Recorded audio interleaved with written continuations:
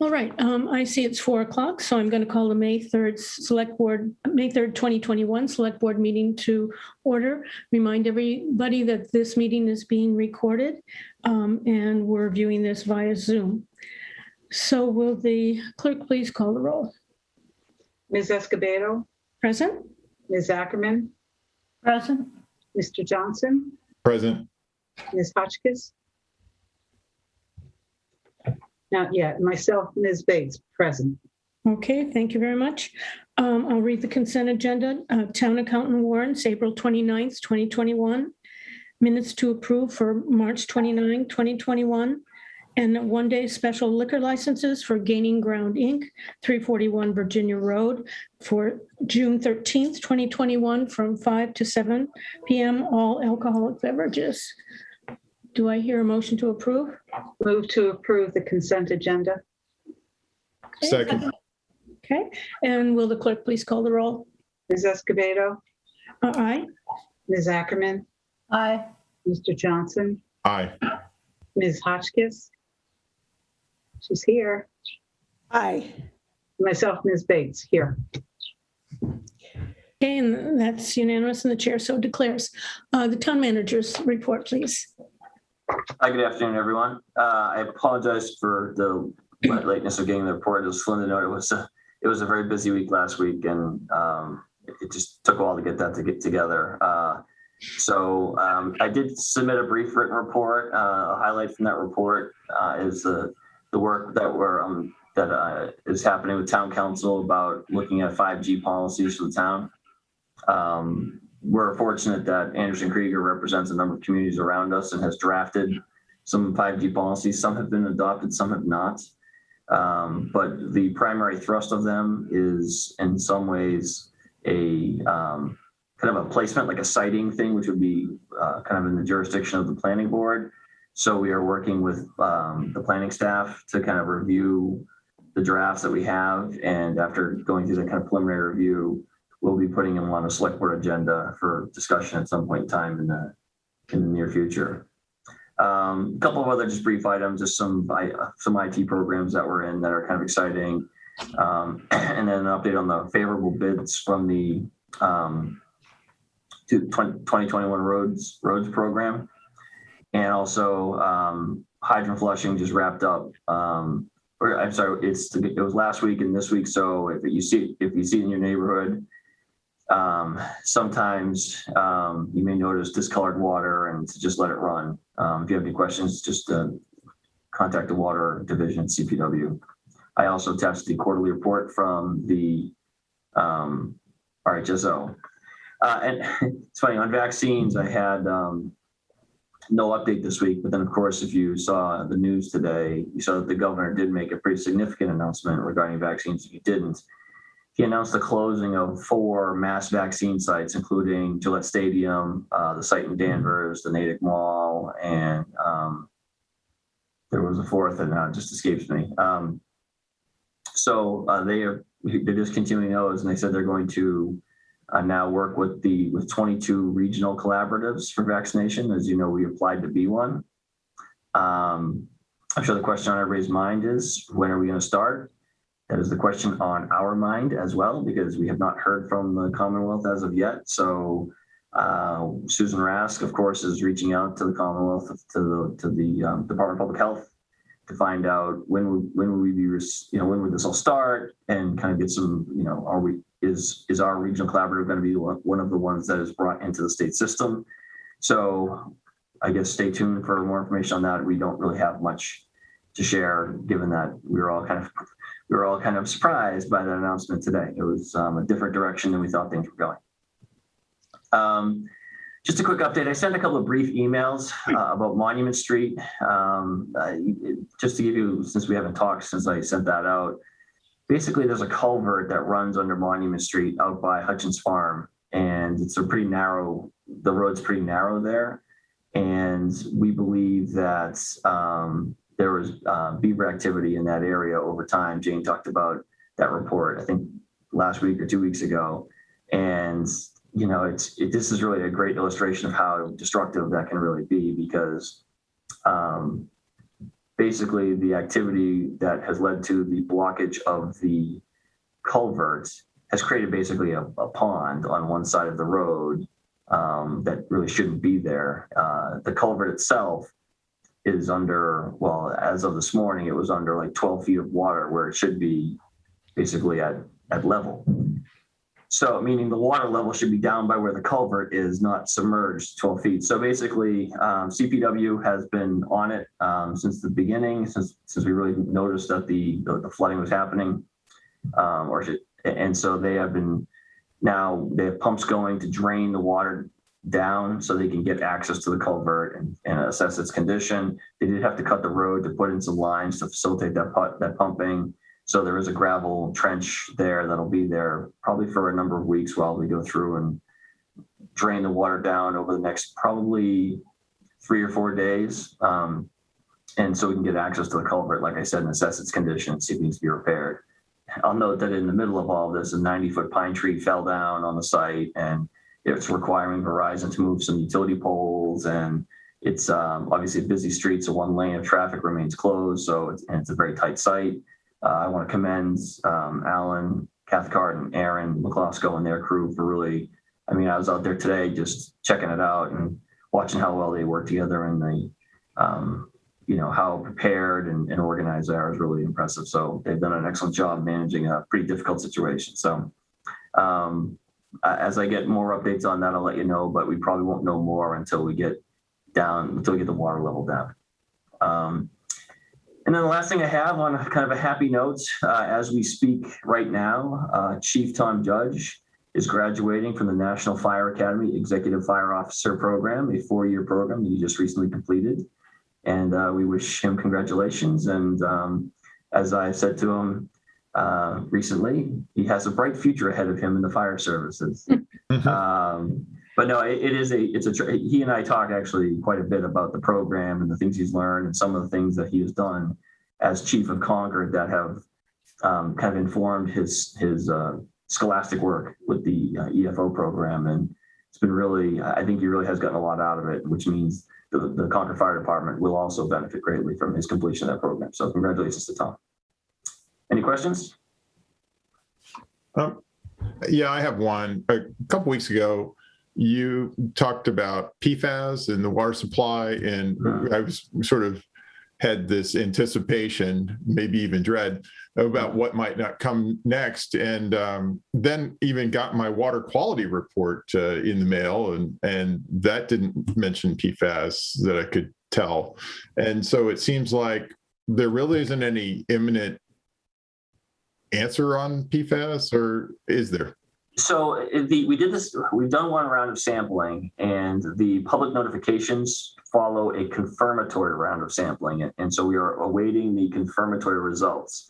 And I will say, I think the situation on Monument Street got CPW's focus redirected a little bit at the last half of that week. I have talked to Alan about it very recently. So his team is actively monitoring the PFAS issue. I think we're just waiting on some test results. Okay. So far, the initial results look good or look favorable. Okay. But I don't want to go out on that limb and have something come back in the confirmatory that changes that story. Sure. But I will say that it could be a lot worse based on the first round. And as soon as we have our confirmatory samples and we know specifically what notifications we may need to do, we will certainly report that back to the board. But it's something that we are continuing to monitor very closely. Okay, thanks. Yes, and sorry, before you go, I said this last time we talked about it, Matt. I don't think we can overstate it. Just to remind residents, the water itself has not changed at all. It's the same water you have always had.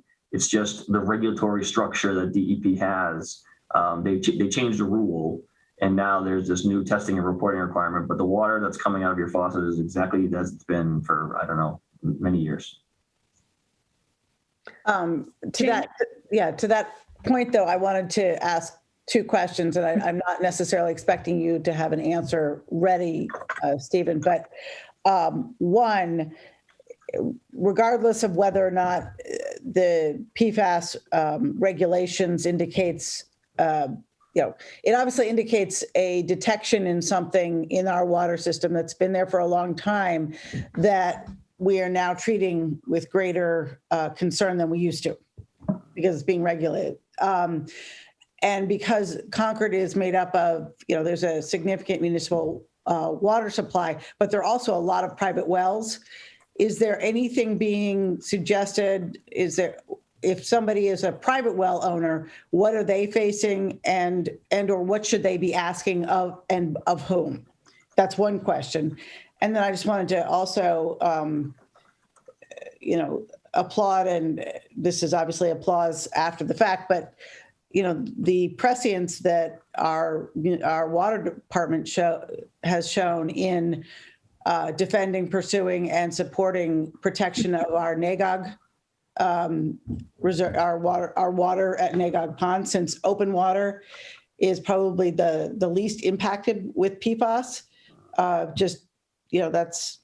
We are very lucky to have the team we have. Indeed, and I think that's accurate with the source of the water, open source being less likely to have elevated levels of PFAS than well water. In terms of your question, I can look into that. I don't know. I mean, the town water, CPW generally doesn't get involved in private wells, and so I guess if I was a private well owner, I would go to the DEP website and see what I can find there. But I'm sure our team over at the water division would be happy to take calls and try and advise people, but I don't think it's a situation where the town would do that testing. No, I'm not suggesting that. I just mean as a town department resource, maybe there's some advice or suggestions of how somebody in town with a private well might go, where they might go to find out. Yeah, I think once we are, one of the things we're going to do is maybe work on an FAQ about this, and that would be a good question to have. And in terms of NAGOG, I'm glad you brought that up. I did find out today, I don't have anything in writing that I could share, but I did find out that I think there's a materials, like many projects now, the supply chain issues that developed during the pandemic are affecting our project over at NAGOG. So hopefully it doesn't disrupt our ability to bring that online as a source, which, as you know, is a critical source for peak demand in the summer. So stay tuned on that as well. I just found that out this morning from Alan, but hopefully we get through that quickly. But I think the project is going well besides that. Okay, Susan? Yeah, Stephen, just to follow up, do you know when you expect that project will come online, the NAGOG? It's still supposed to, in terms of coming back online as a source, I think we still anticipate sometime in the early summer, maybe June. But I think I'm waiting to get a more specific timeline from Alan. But we thought it was going to be done this month and maybe next month. Thank you. Okay. Any other questions for the town manager? Okay, thank you. Chair's remarks. I hope, talking about culverts, I hope the culvert repair and installation work on Route 2 did not cause too much disruption for the past 2 weekends. I don't think we heard too much about that. Did you, town manager? Okay. It's funny you say that. No news is good news on that score usually.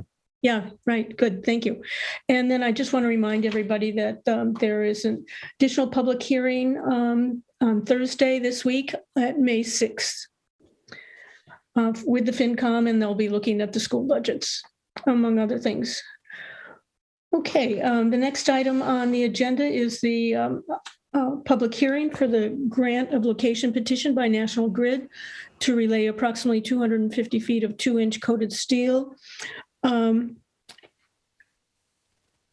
for a main with 250 feet of 2-inch plastic in Warner Street from Pond to the end.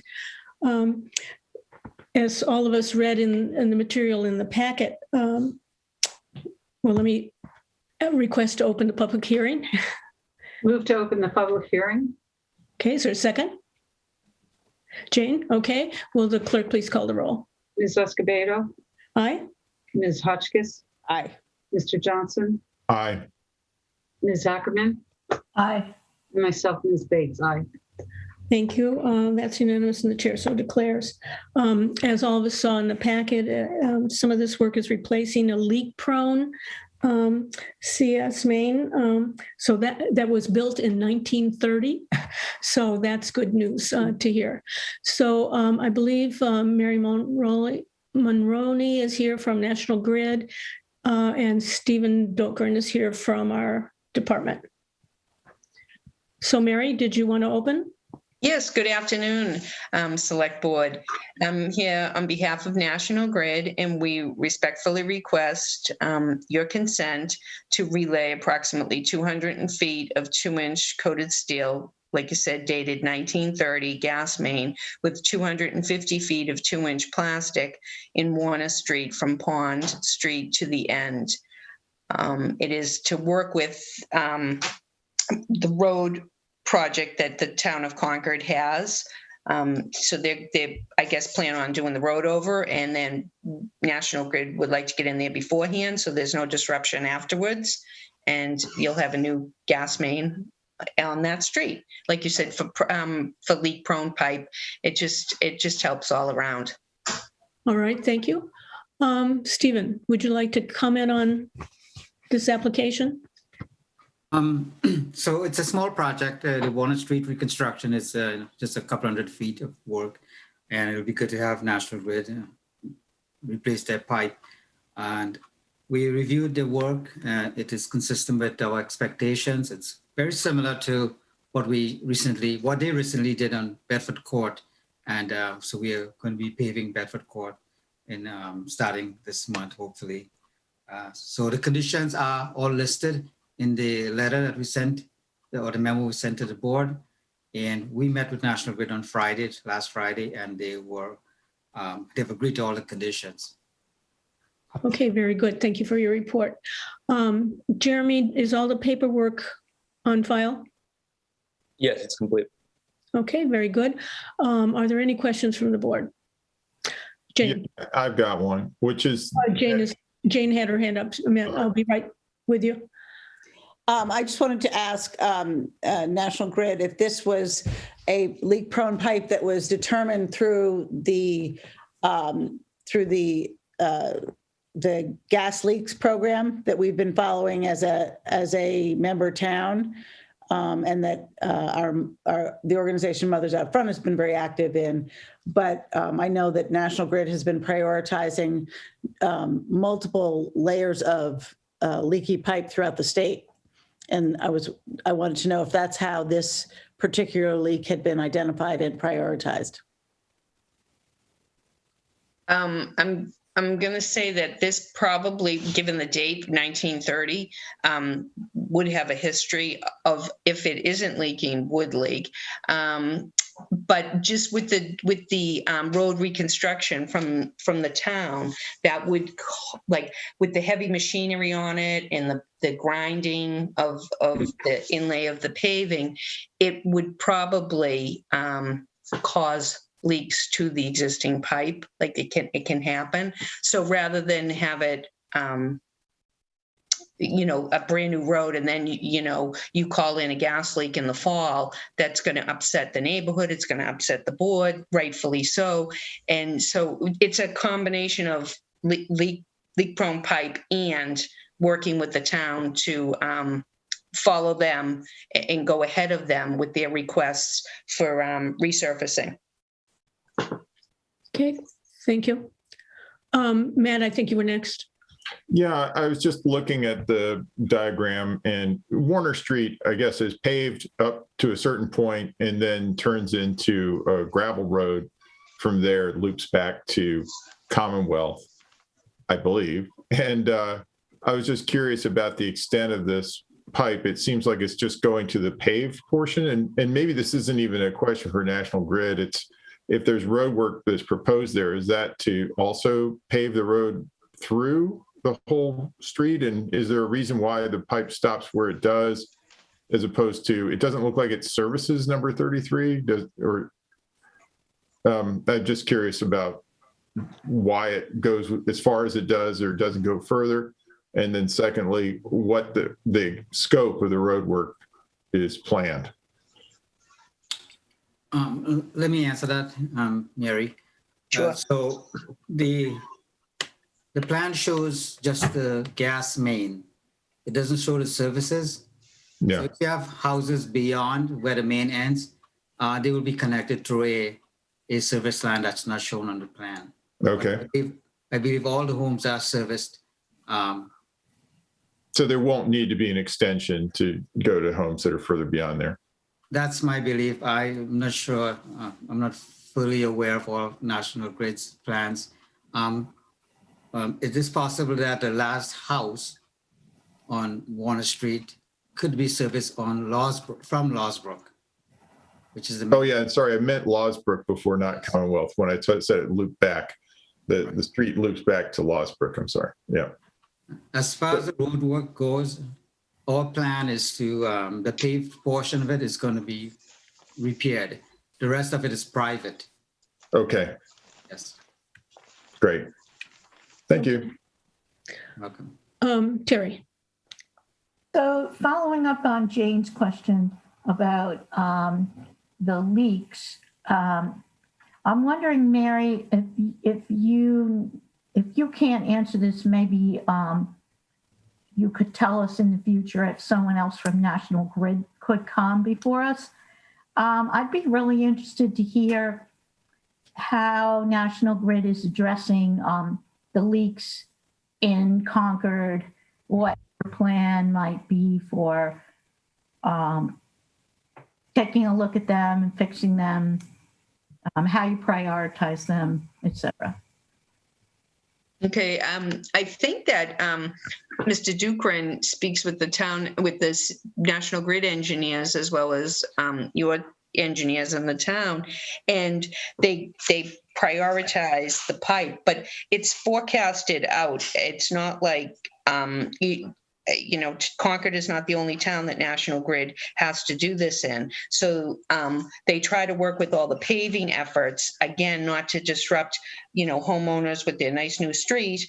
And so we try to do both, service the request from the town as far as a new street going in, and try to go with leak-prone pipe and replace that, obviously, first.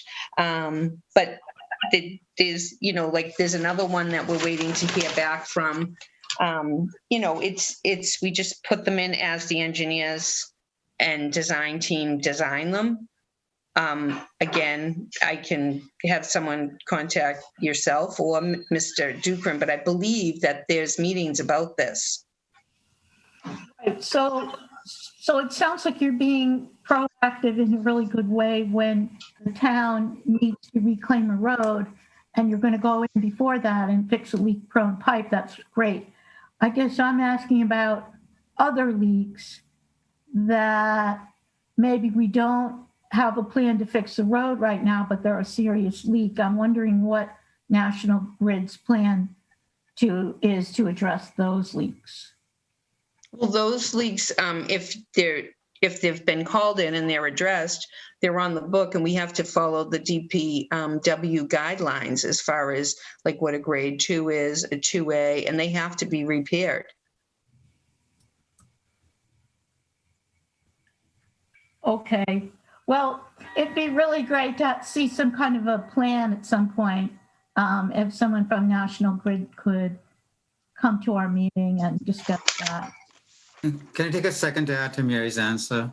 As Mary said, there are different grades. The grade 1 leaks, they're treated with the highest priority, and often they're done under emergency situations. And the other ones are scheduled, but they're given, my understanding is they're given guidelines or deadlines by the state to complete these. And it came to our attention today from National Grid that they would like more cooperation from residents. Now, I don't have the full extent of what that really means, but they're asking the town to help them get residents to cooperate in trying to get their service lines that are leaking repaired, because the deadline is October this year.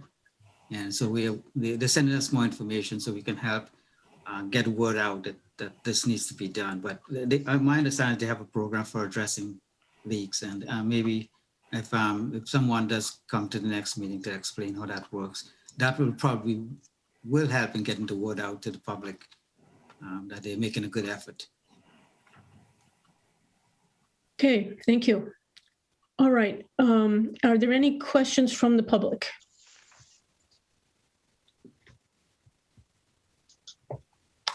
Okay, seeing none, I would entertain a motion to close the public hearing. Move to close the public hearing. Okay, will the clerk please call the roll? Ms. Need a Es- second. Need a second. Second, thank you. Ms. Escobedo, Yes, aye. Mr. Johnson, Aye. Ms. Ackerman, Aye. Ms. Hotchkiss, Aye. myself, Ms. Bates. Aye. Okay, that's unanimous and the chair so declares. All right, any further discussion by the select board before we take a vote on this? I just wanted to mention that we did get a piece of correspondence relative to this issue from the public. Okay. Do you want to fill us in on that? Earlier today, I think it came through to all of us from Sue Felshin, 19 Sunnyside Lane. No. Sharing No. concerns really about the extension of fossil fuel infrastructure in town. All right. I don't think I saw that. I didn't get it. Yeah, I didn't receive it either before. You know what? I'm realizing I must have gotten it through another account. So I guess it's not official correspondence. I'm sorry. Sometimes so many inputs have emailed from here. All right. Public comment for May 3rd Select Board meeting sent to Stephen Crane. All right. Thank you. Yeah. Okay. Let's see. We've closed public comment, and I was taking one last comment from the select board before we are ready to vote. So do I hear a motion? Mhm. Move to approve the grant of location petition by National Grid to relay approximately 250 feet of 2-inch coated steel gas main with 250 feet of 2-inch plastic in Warner Street from Pond Street to the end, with the conditions as outlined by the memo from Concord Public Works dated April 22nd, 2021. Okay. Is there a second? I'll second. Okay. Will the clerk please call the roll? Ms. Escobedo, Aye.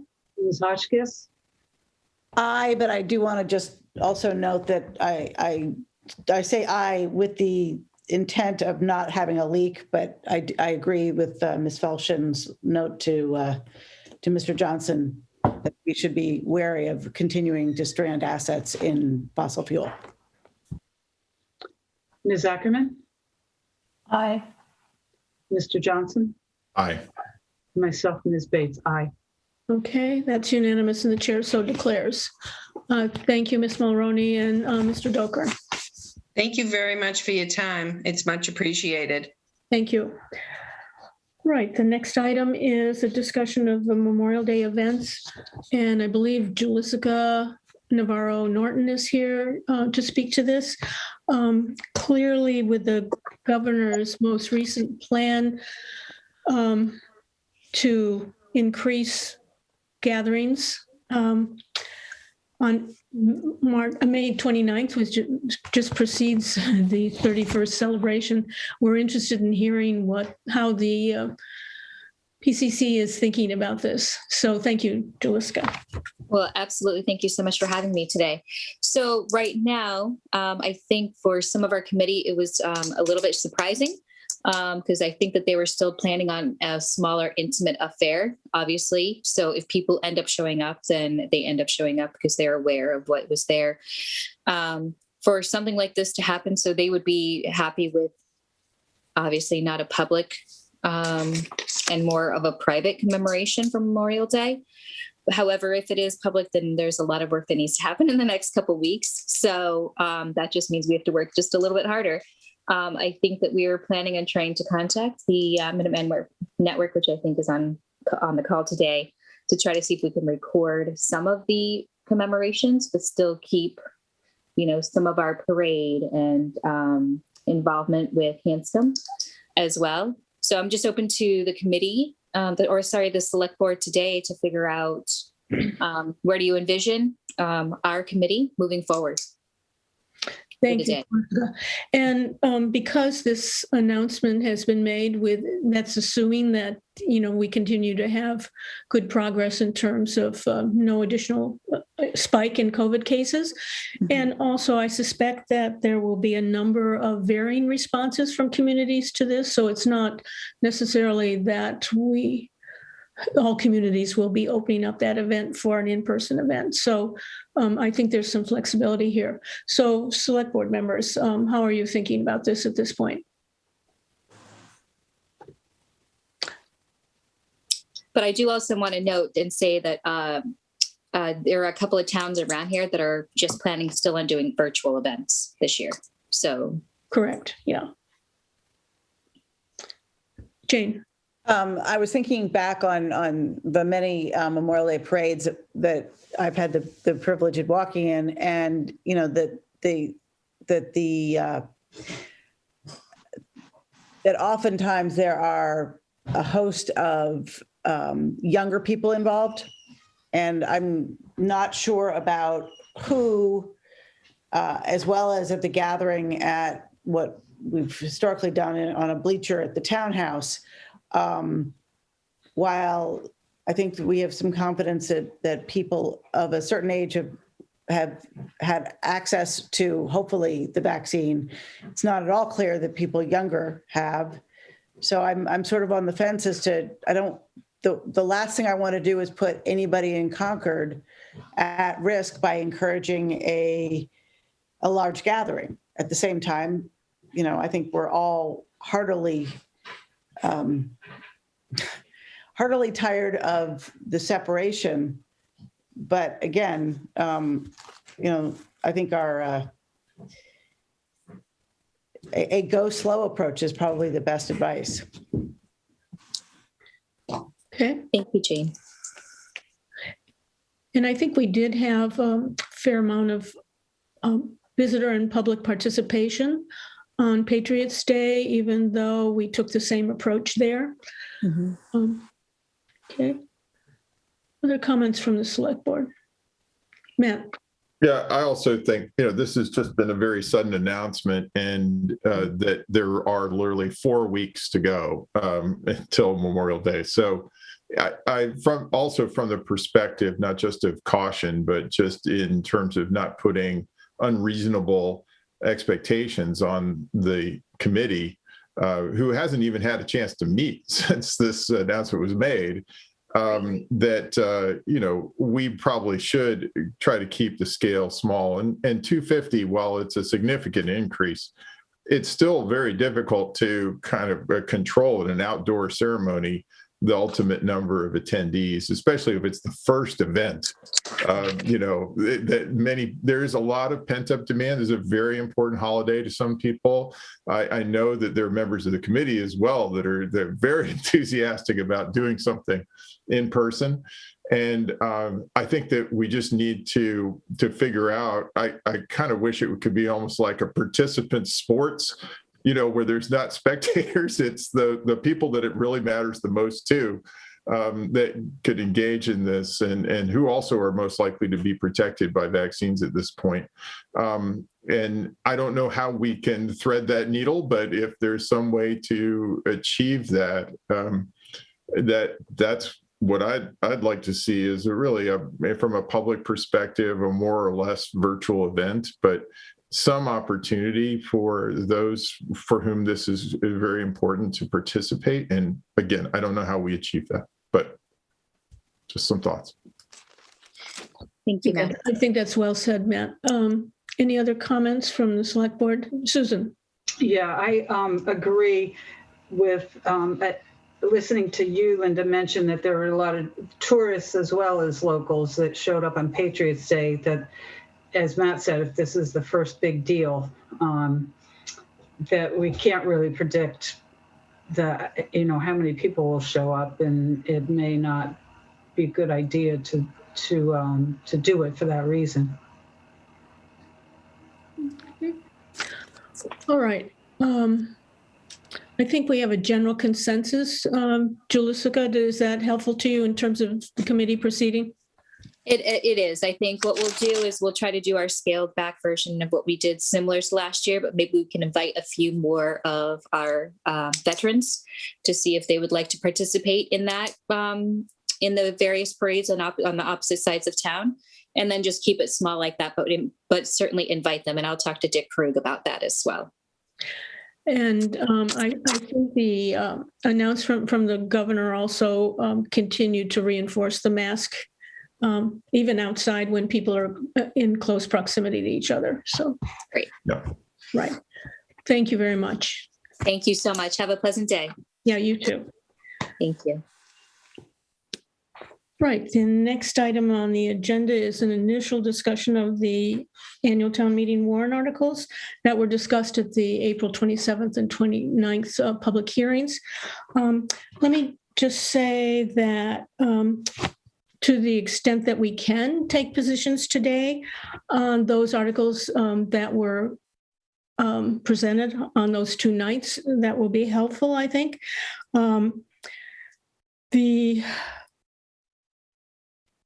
At the same time, I want to remind everybody that we will have additional articles going forward that are subsequent to the next scheduled public hearings. So there will also be additional time if we, for some reason, need to defer on any of these articles. Today's conversation is for the select board. Only on these articles. And the public comment, if any of the public have additional comments, they can make them at the end of the meeting during the public comment section. Typically, we take a position after discussing the articles, if needed to be discussed. We typically take positions of affirmative action, no action, or if absolutely necessary, to defer for later discussion. And May 17th will be the last opportunity we have to consider any delayed warrant articles, deferred conversation on warrant articles, unless we call an extra select board meeting prior to the deadline for the FinCom report. So, or we can always just announce at town meeting what our position is in the worst case scenario. Exactly. Yep. Yeah, exactly. All right. So with that background, I think we'll start with the select board articles that were discussed on the 27th. The first one was the number 7, the personnel law bylaw amendment. So there's two ways we can do this. I can propose, request a motion for affirmative action, and then we go into discussion. Or because this item did receive a fair amount of conversation, perhaps we need to have a discussion first, which I'm proposing. Yeah, town manager, you have a comment? I do. We obviously got a lot of feedback about this article at the public hearing, and HR Director Amy Foley, I think, is working with members of the personnel board on doing kind of a, for lack of a better term, an FAQ or something like that to provide some context and narrative response to the feedback we received. A little extra time to do that would be appreciated. All right. Yeah, Matt? Are there any amendments that you're going to suggest, do you think, beyond just an FAQ based upon the input you got? I mean, I couldn't speak for the personnel board. It's their article. Okay. Not that I'm aware of. It's not for me to say. All right. Soon will be if it passes. All right, Jane. I guess I would just suggest that I appreciate the FAQ in the works, Stephen, and I just don't know whether this is the select board is the intended recipient of those FAQs, or whether this is a board that feels that we're comfortable with our own knowledge. I think I was pretty clear in our discussions before. So I'm happy to learn something differently, but, and I will defer to my colleagues on delaying. But I was unpersuaded that this article was necessary at this point in time when we discussed it previously, and I can't see a fact that I missed. It's always very possible, but I don't know that I would need to delay it. But again, maybe there's an amendment in the works, in which case, who knows? Yeah, there may be an amended motion or, yeah. Other comments from the select board members? Terry? Well, I think if I had to vote tonight, I would probably have to vote against it based on what we heard at the public hearing. So it might be better to delay and see if there's new information coming in the FAQ or whether there's going to be an amendment. I guess I was persuaded that it's not quite ready for vote yet. I think the classification and compensation system definitely needs to come into the right century, but the rest of it hasn't been thought through in terms of what the role of the personnel board is going to be. And so for that reason, I would probably vote against it for now and then take the next year for the select board and the personnel board and the town manager to figure out what the new system would be. Okay. Any other comments? Susan? Yeah, I agree about the class and comp needs to be offloaded from the personnel board, but I don't really see an affirmative vote as precluding using the next year for defining the role of the personnel board, since it's clear from the discussions that it's going to change. It's not going to be what it has been. So I don't see the motion as stopping that process. Okay. Matt?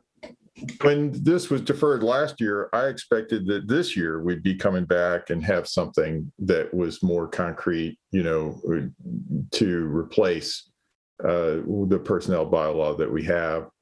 And since there really hasn't been that much progress, and in fact, it's the identical article being moved this year, I just feel like that we haven't achieved the goals that we set out for ourselves last year in deferring this. And so I don't see I'd recommend no action of the article in its current form. I guess I'd look at an amended article, but I still wonder, beyond this, the classification actions, as we learned at the Finance Committee meeting, can be approved retroactively. So, it's, as a practical matter, not been that much of an impediment. It's really more the rest of it that I think, I don't know why the personnel board is unwilling to work on this, but they seem reticent to make progress on this issue. So, and I guess they're just waiting for the successor of it to do that. But I sensed a lot of concern in the public, about doing it that way. And they'd rather like to see what it is that they're voting for change. All right.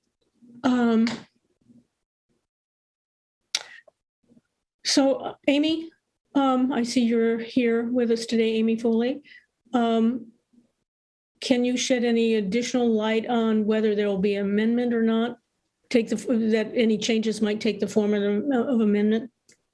And you may also not be able to predict that. Yeah, I can't predict it completely. The Personnel Board hasn't been able to talk since the public hearing. I don't think that they heard from one person, I believe, last year about taking a further look or a suggestion at public hearing. I don't think that there was an understanding that there was a general request for that. And so last year when we had public hearing, right after that, the pandemic hit, and they didn't meet for some time because they weren't a priority board and didn't have any reason to. So I don't think it was that there really was an opportunity to look further or a full understanding that there were a lot of people looking for that to happen.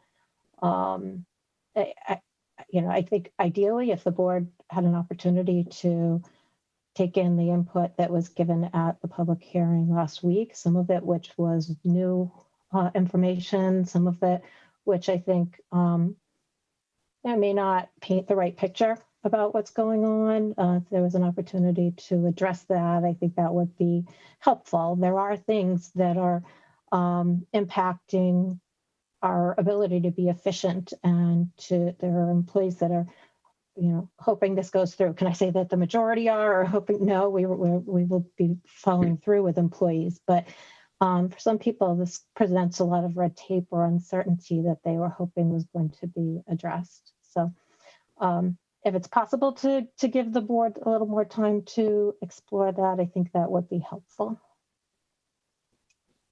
Okay. I hear the concerns of the select board members, and I do think, when is that next meeting, Amy? They don't have one scheduled, but I can get right on doing that. Okay. I too feel there was sufficient public question and concerns raised about this. I previously had raised a question with the committee itself about looking at what other towns were doing in terms of having some more specific substance in terms of why they were taking the position they were taking. And so I think at this point, I think it's important to probably give the Personnel Committee an opportunity to respond to some of the concerns they heard. And while that may not significantly change where the Select Board is coming from, I think we should take that information into account. So do I hear, are people generally on board with deferring this? Yes. Do you want a motion to defer, to delay until after the Personnel Board meets? I don't think we need that necessarily on this one. As long as we have a general consensus that we're doing this. Okay. All right. Thank you, everyone. And Amy, obviously the sooner you can schedule that, the better would. Thank you. Thank you very much. Yeah, thank you. All right. The next item was discussed at the April 27th meeting was Article 17, which was the affordable housing appropriation. Okay. So we also heard comments on this one, questions anyway, from the public.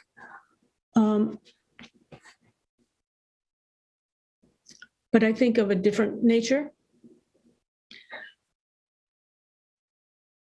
Any other comments from the Select Board?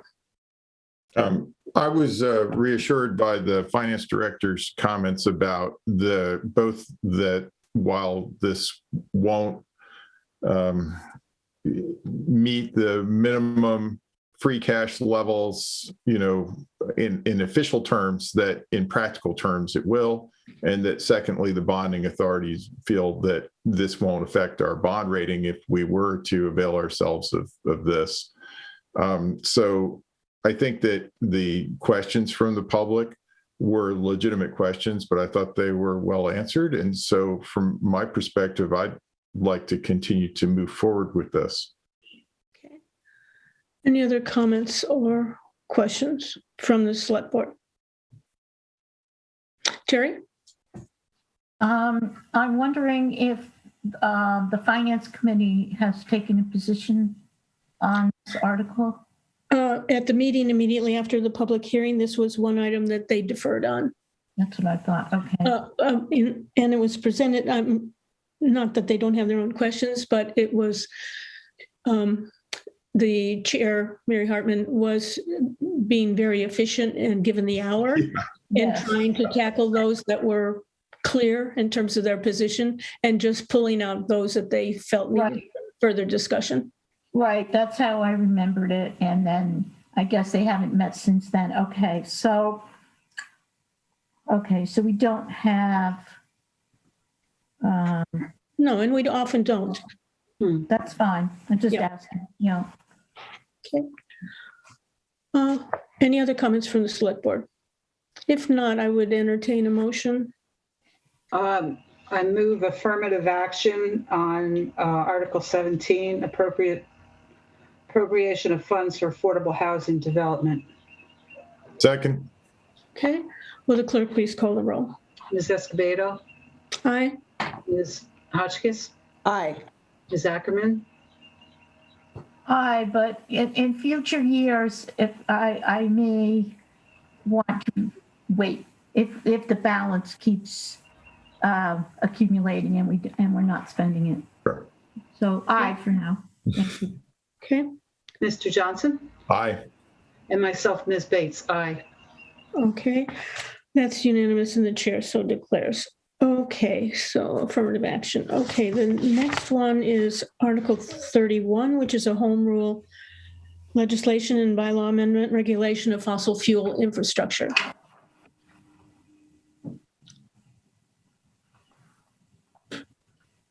Terry. Well, this one we've discussed a few times. I think we all support it. I think we're probably ready for a motion to support it. Affirmative action.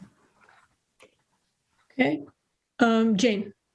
I agree. And in fact, there was an interesting article circulated in one of my professional areas today that described a active campaign against these efforts on municipal levels by a number of the incumbent utilities, fearing because of their natural gas markets.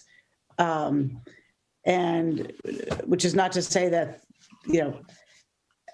let's just say there's a lot of rhetoric that's being spread right now to stop electrification, which would seem to be counterintuitive when one would think these are electric utilities, but they're actually utilities that are electric and gas. So I would encourage anybody that's on the fence about this to look carefully at where their information's coming from. Thank you. If there's no other comments from the select board, I would entertain a motion. Move affirmative action on Article 31, fossil fuel infrastructure. Okay, a second. Second. Okay. Will the clerk please call the roll? Ms. Escobedo? Aye. Mr. Johnson? Aye. Ms. Hotchkiss? Aye. Ms. Ackerman? Aye. And myself, Ms. Bates, aye.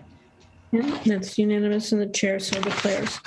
The next article that was considered that night was by petition, neonicotinoids prohibition on new leases on town land.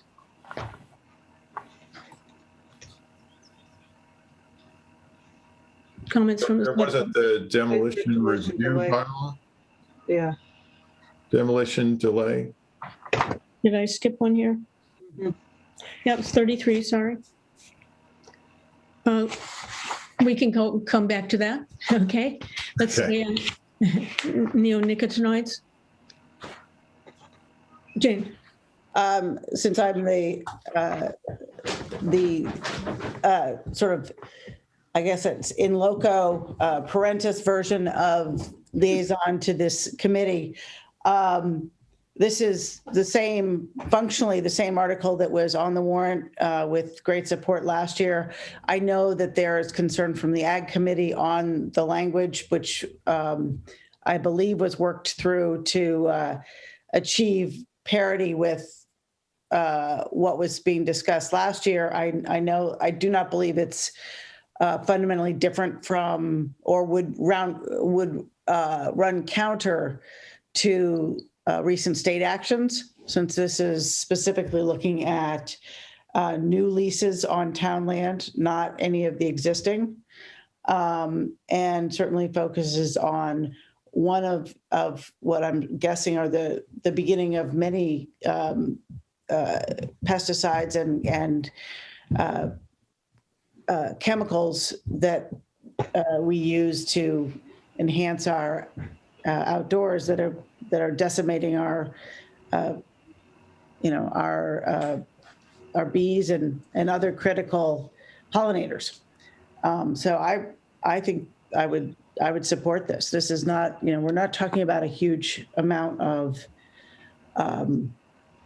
anticipated initial impact. Where it goes from here, I can't predict, but this particular warrant article wouldn't necessarily have a huge spread. all right. Other comments from select board members? Matt? Yeah, I guess this one, I do have some doubts about at this stage, just given the limited scope of the effect. It's new leases on town land. So it's a very narrowly scoped article. And I think at the time when it was originally proposed, the goal was to raise awareness of the, dangers of these chemicals, not only to potential, agricultural users, but to the general public just by having them vote on this. Now that the state has moved to restrict access to those chemicals, and I think the further information we have about other chemicals, it just seems to me that the value of the regulation versus the additional overhead of the regulation in this case, it's not a clear balance to me. And so I was struggling with this a bit. Okay. Terry? I have to agree with Matt. Listening to the Ag Commission, I'm the liaison. What's changed between last year and this year is that state regulation. So the only people who can actually get neonics now are licensed applicators. So I'm not sure what this article would really accomplish at this point. Okay. Any other, Susan? Yeah, I'm not clear, and maybe the presenter or Jane might know this, how much land this involves. But I believe that one of the parcels was the farmland adjacent to White Pond, which the runoff would go into the pond, which was a concern. But on the other hand, I don't know if you need a regulation for one parcel. I mean, if that makes sense. And obviously it's not, but I don't know how many parcels there are in total that may come under this regulation when their leases are up. Is it Baird's Farm or? Well, it's not renewal of leases. It's for new. Oh, it's for new leases on town land. Okay. But your point in terms of going forward in the future, we don't know what that totally would entail. Right. It's an open-ended, and I think that to Matt's point, I haven't seen this as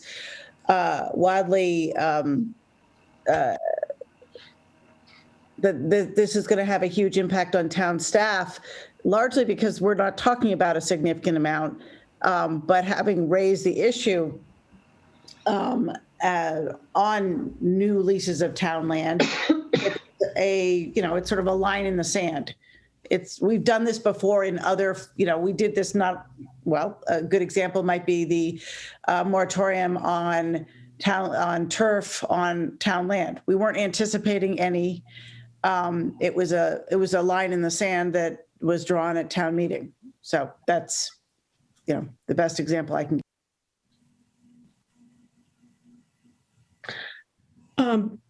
As I recall, that was at the moratorium level, right, Jane? Right. It was a moratorium on any turf on town land, on town fields. So again, there wasn't an anticipated effect. It was a statement as much as anything. So any other comments for the select board, and then I'll comment. I too am struggling with this. I certainly applaud the petitioner and the former work of the committee on this. With the new regulations that have come down from the Mass Pesticide Board, yes, they don't take effect until next year, but we would be doing this for an interim period. And I had really, I really see this as an education process for the public. And I'm not sure yet how those regulations, other than it must be a licensed applicator for neonicotinoids going forward, is going to affect other usage. So I too am torn on this one. So where do we go from here as a select board? Let's see. Susan, did you want to comment? Yeah, I just had one other comment. It was mentioned a couple of times in meetings or in hearings that we currently have 2 golf courses in town, which are private entities. They don't involve any of these regulations, but one uses 10 times the amount of neonicotinoids as the other. So, and I would expect that they have landscapers. They're not buying it themselves at the hardware store. That the golf club groundskeeper that is probably, or maybe they are. I don't know. But the point is, I'm not opposed to drawing the line in the sand, because the licensed people who will use it may not use it appropriately anyway. I mean, I don't think that, I think it's a good start, I guess. I'll put it that way. Okay. So I guess I would entertain a motion if there's no further discussion from the select board members. Move affirmative action on Article 40 by citizen petition, neonicotinoid ban on town land. Second. Okay, will the clerk please call the roll? Okay, Ms. Escobedo? This is when it's not a privilege to go first. Oh dear.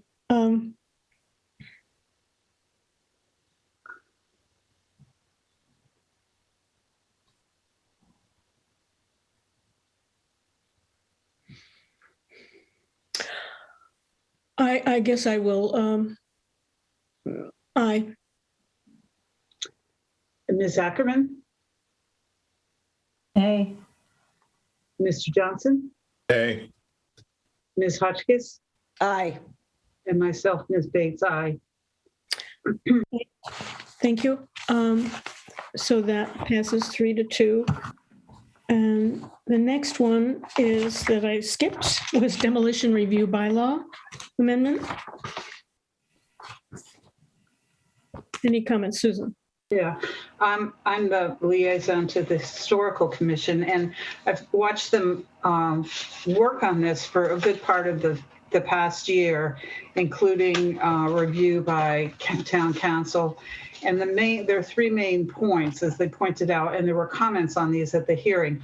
One is that the 1 year period will take place at the time that the Historical Commission reviews the request and not the date that it's filed. And in general, they meet on a monthly basis. So in general, that would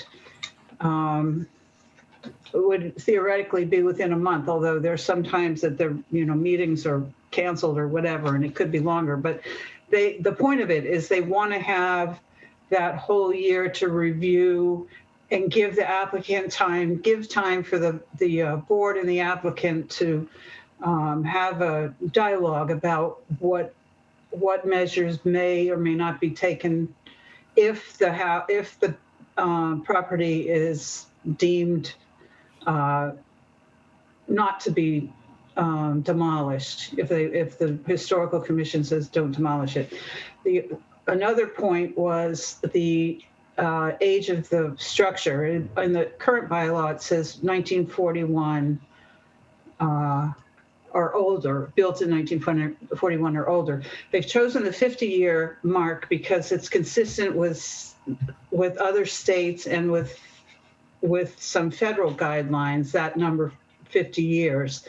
And there was a question about how many properties, and the answer from the chair was that you have to file if your property is 50 years or more older, but in many, many cases, they're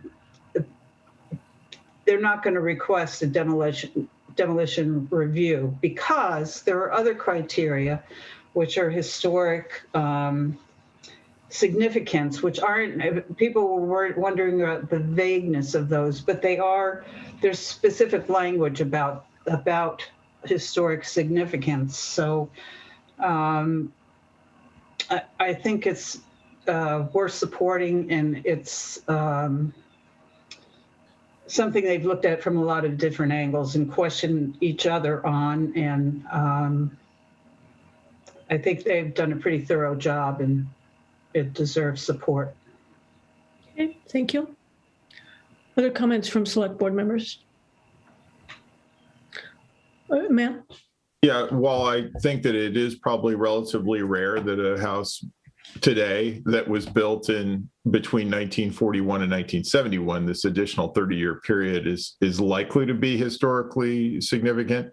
It is the case that there are historically significant properties in that period that we currently have overlooked. And so I think that it all comes down to the efficiency of implementation, that we certainly don't want to grind the whole market to a halt. It's really a matter of doing things diligently. And so I believe that there is a process here that could work. And while it is also true that more than half the houses in Concord would be potentially affected here, that tear downs aren't every day the transactions. They are a significant change, and so they do require further scrutiny, and this gives that level of scrutiny. So I'm supportive. Okay. Oh, Jane.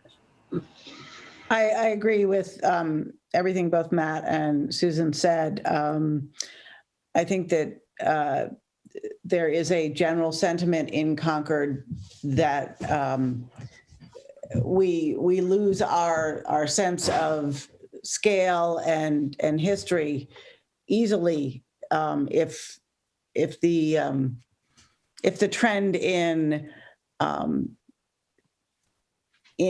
tearing down and rebuilding something of a different scale is unabated, but it doesn't mean that there aren't that's not true for all. And there are some significant properties in town I mean, I've been watching the HDC talk about the historic relevance of the mid-century modern deck houses. And Jenny Dugan is a street in town that's been looked at and discussed, that was brought by members of that street to the HDC for consideration of historic district. And there was a discussion of why not Conantum, and the discussion was that because Conantum, not all the deck houses or the older homes in Conantum are worth saving, and many of the ones that might have been worth saving have already gone the way of a tear down. And there was genuine sadness over having lost a number of significant homes. So I think this is a timely article, and I don't think it's so prescriptive that there isn't a way around it if there's a reason for someone to tear a 1970 home down. I mean, I don't think it's completely I don't think it's prescriptive in that way. Okay. Any other select board comments? If not, I would entertain a motion. Okay, move affirmative action on Article 33, demolition review bylaw amendment. Okay, second?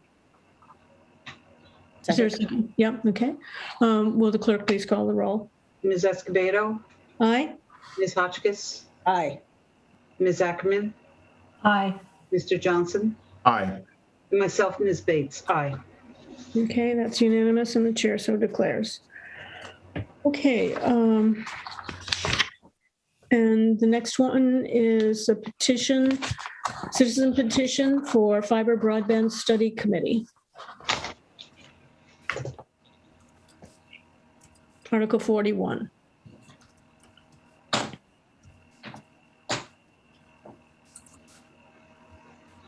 Any comments, Susan? Yeah, I just want to say I'm certainly in favor of 100% of the town being able to connect to broadband, but I'm not sure if this is the way, if a separate committee, if this is the way to accomplish it, or if there can be other,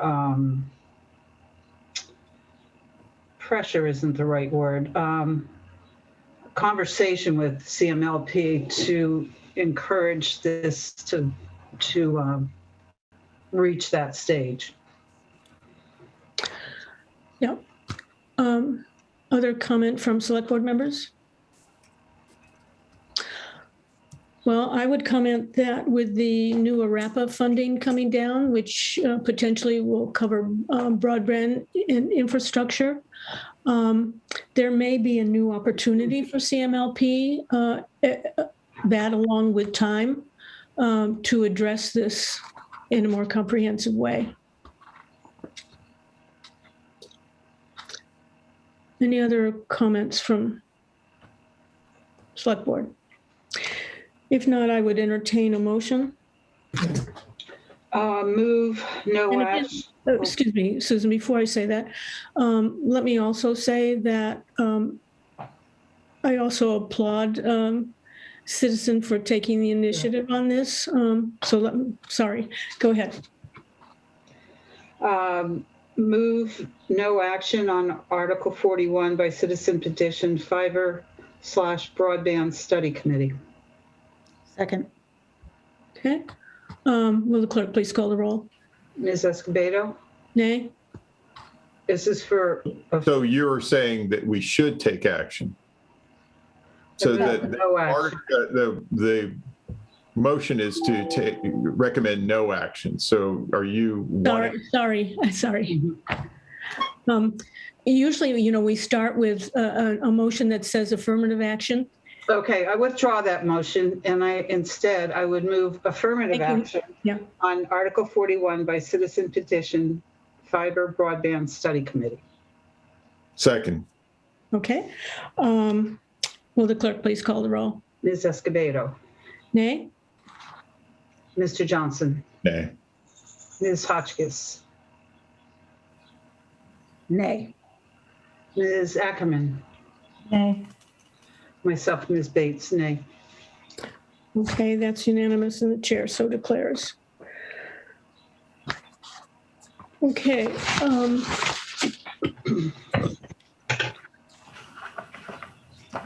going to move on now to the articles that were discussed on the 29th by the FinCom. And the first one there is Article 4, which was the Finance Committee guideline publication. Any comment on that? If not, okay.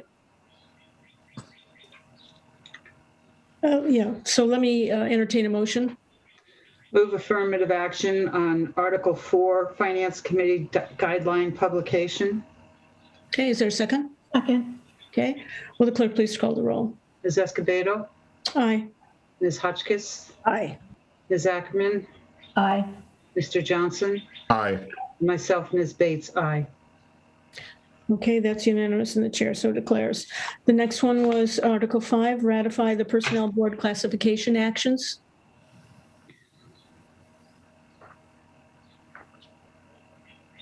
Move affirmative action on Article number 5, ratify Personnel Board classification actions.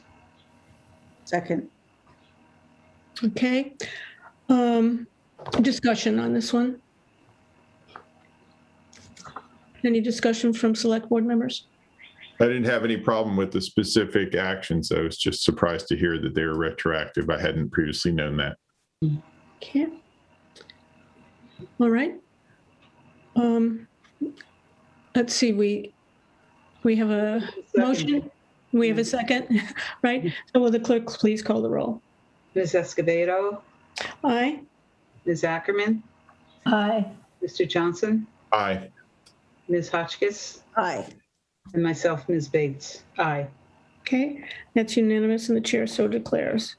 Okay, the next one was ratify, Article 6, classification and compensation plan for regular status positions.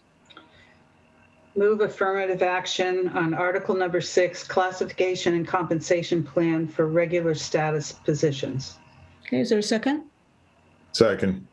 Okay, any discussion on this one? I just want to note that both 5 and 6 have been on the consent calendar for many years, so that they're not controversial articles. Okay. Any other comment? If not, will the clerk please call the roll? Ms. Escobedo, Aye. Ms. Ackerman, Aye. Mr. Johnson, Aye. Ms. Hotchkiss, Aye. and myself, Ms. Bates, aye. Okay, that's unanimous and the chair so declares. Number 7, we already talked about. Number 8, the use of free cash. Move affirmative action on Article 8, use of free cash. Okay, is there a second? Second. Okay. Any discussion? Okay, will the clerk please call the roll? Ms. Escobedo, Aye. Ms. Hotchkiss, Aye. Mr. Johnson, Aye. Ms. Ackerman, Aye. and myself, Ms. Bates, aye. Okay, that's unanimous and the chair so declares. Article 9, FY21 budget line item adjustments. Move affirmative action on Article 9, FY21 budget line item adjustments. Okay, is there a second? Second. Okay, any discussion on this item? Okay, will the clerk please call the roll? Ms. Escobedo, Aye. Ms. Ackerman, Aye. Ms. Hotchkiss, Aye. Mr. Johnson, Aye. and myself, Ms. Bates, aye. Thank you, that's unanimous and the chair so declares. Article 10, the FY22 town budget. Move affirmative action on the FY22 town budget. Okay, if I can just suggest that we insert the amount, which I think has been our tradition when we're voting. Okay. Yeah, $48,779.887.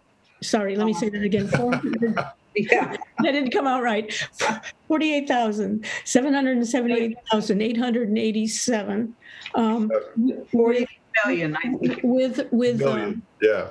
with the qualification of a handout that will accompany this article. Okay, I would just like to amend that to million. The first part of that number was 48 million. Correct.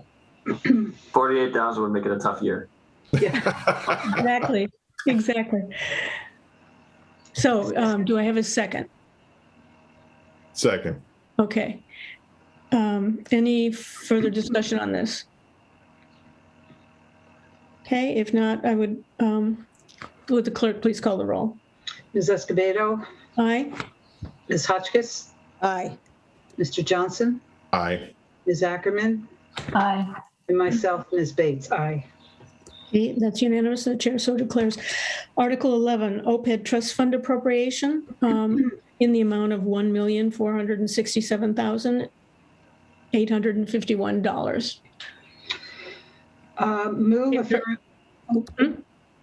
Move affirmative action on Article 11, OPEB trust fund appropriation in the amount of $1,467,851. Okay. Okay. Any discussion? If not, will the clerk please call the roll? Was there a second? I'm sorry. Yeah, it was Yeah, Terry. Yeah. Ms. Escobedo, Aye. Ms. Ackerman, Aye. Mr. Johnson, Aye. Ms. Hotchkiss, Aye. and myself, Ms. Bates. Aye. Okay, that's unanimous and the chair so declares. Article 12, OPEB trust fund expense. Okay. Okay, move affirmative action on Article 12, OPEB trust fund expense. That's sufficient on this one? Yes, yeah. Okay. Okay. Is there a second? Second. Will the clerk please, any further discussion, sorry? No. Okay, will the clerk please call the roll? Ms. Escobedo, Aye. Ms. Ackerman, Aye. Ms. Hotchkiss, Aye. Mr. Johnson, Aye. and myself, Ms. Bates. Aye. Okay, that's unanimous and the chair so declares. Article 13, capital improvement and debt plan in the amount of $6,173,879. Move affirmative action on Article 13, capital improvement and debt plan in the amount of $6,173,879. Second. Okay, any discussion? If not, will the clerk please call the roll? Ms. Escobedo, Aye. Mr. Johnson, Aye. Ms. Ackerman, Aye. Ms. Hotchkiss, Aye. and myself, Ms. Bates. Aye. Okay, it's unanimous and the chair so declares. Article 14, to authorize the expenditure of revolving funds under Mass General Laws, Chapter 44, Section 53E, 1.5. Move affirmative action on Article 14, authorize expenditure of revolving funds under MGL Chapter 44, 53E and a half, and As printed in the warrant. thank you. Okay, is there a second? Second. Okay, any discussion? If not, please call the roll. The clerk, please call the roll. Ms. Escobedo, Aye. Ms. Ackerman, Aye. Mr. Johnson, Aye. Ms. Hotchkiss, Aye. and myself, Ms. Bates. Aye. Okay, it's unanimous and the chair so declares. All right, Article 15, the establishment of parking meter fund and the repeal of the parking meter revolving funds bylaw. Move affirmative action on Article 15, establishment of parking meter fund and repeal of the parking meter revolving fund bylaw. Okay, is there a second? I'll second. Okay, will the clerk, any discussion? Carrie? As you know, I'm not a big supporter of the parking meters. However, I do want to support this article. because it was stated that if we don't support this article, then the parking meter receipts are going to be merged. They can't be segregated, and they'll just go to the general fund. And I think it's really important that we keep track of our receipts and expenditures for parking versus the general fund. So I'm in support of this article. Okay. Any other comment from the select board? If not, I would entertain a motion. I think didn't I move this already? Affirmative action? Sorry, you did. You did. Yes. You did. Okay. If there's no other discussion, or the clerk please call the roll. Ms. Escobedo, Aye. Mr. Johnson, Aye. Ms. Hotchkiss, Aye. Ms. Ackerman, Aye. and myself, Ms. Bates. Aye. Okay, that's unanimous, and the chair so declares. Let's see, 16 is the annual appropriation of our parking meter receipts. Move affirmative action on Article 16, annual appropriation of parking meter receipts. Second. Okay, any discussion on this article? If not, I would entertain a motion. Sorry, yeah, A vote. Ms. Yeah. Ms. Escobedo, yeah. Aye. Ms. Ackerman, Nay. Mr. Johnson, Aye. Ms. Hotchkiss, Aye. myself, Ms. Bates. Aye. Okay, that's 4 in favor and 1 opposed. Okay, let's see. And I believe we've covered all the ones that have been discussed at these 2 public hearings. Thank you, everyone. So we have deferred at least 1 here for future discussion. The next item on our agenda is to assign select board narratives on warrant articles. And what I'd like to do at this point is only on those warrant articles right now that have been sponsored by the select board. And we may have to come back and make additional assignments for other items. But right now, I'm just going to focus on those articles sponsored by the select board. So the first one in that list would be Article 17, appropriate funds for affordable housing development. I think it's number 7, isn't it? It's 17. Appropriate funds for affordable housing development. Oh, okay. Yeah. I'm willing to Oh, do I that. see. I'm willing to do that unless someone else is interested in taking that on. I would be happy to take it on, but if you would like to do it, I would certainly defer to you. So, I mean, you have a strong background in this space, so. Well, you're right behind me, so. Okay. For now, let me put my name there. Okay. So Article 31, home rule legislation for the fossil fuel infrastructure. Are we skipping Article 19 because we haven't had public hearing on it yet? Yeah, we haven't had a public hearing on that yet. So we're not deciding on the narrative for that yet. Yep. Okay. So the fossil fuel infrastructure, Jane? This is a discussion for the select board and advice for those, for my peers. I originally was happy to do this presentation alongside Kate Hanley and Alice Kaufman.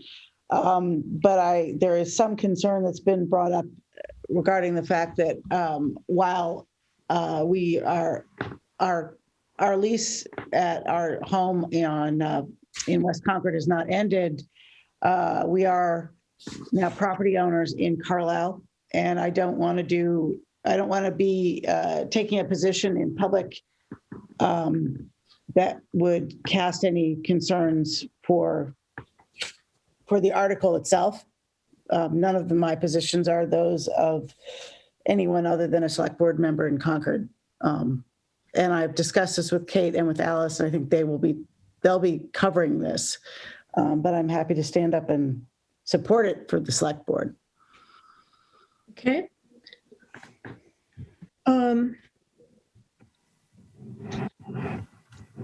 So I suspect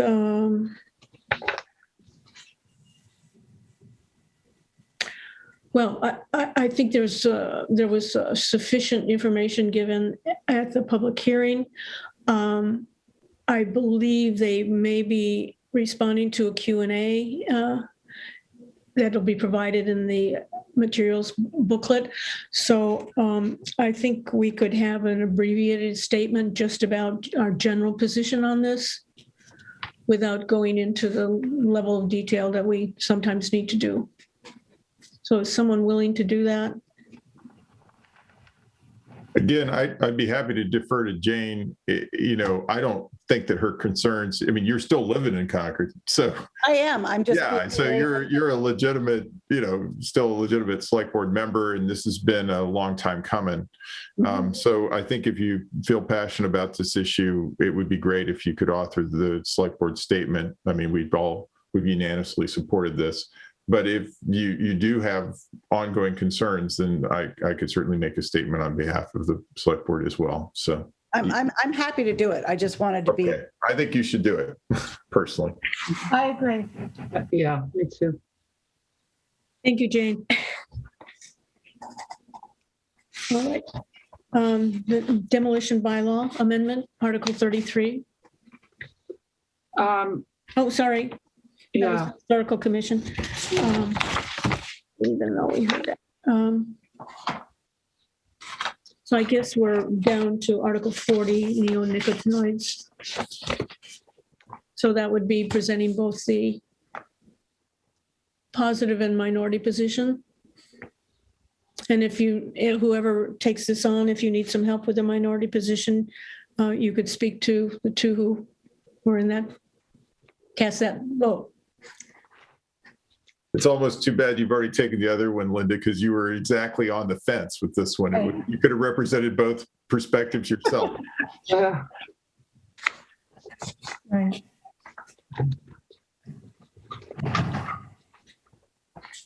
I just don't think that a nay vote should take the lead in responding if the board was positive. I mean, Right. All right. trying to make an assignment. I guess I'll add that to my list. And I may need to turn to somebody for some assistance on that. All right. Article 41 is I mean, the, I could take the affordable housing one if you wanted relief on that one, Linda, if you're going to take this one. That's another alternative. If you're happy to do both, but I think that's good, Matt. If you're willing to do, that's terrific. yeah, I'll do the affordable housing one. Okay.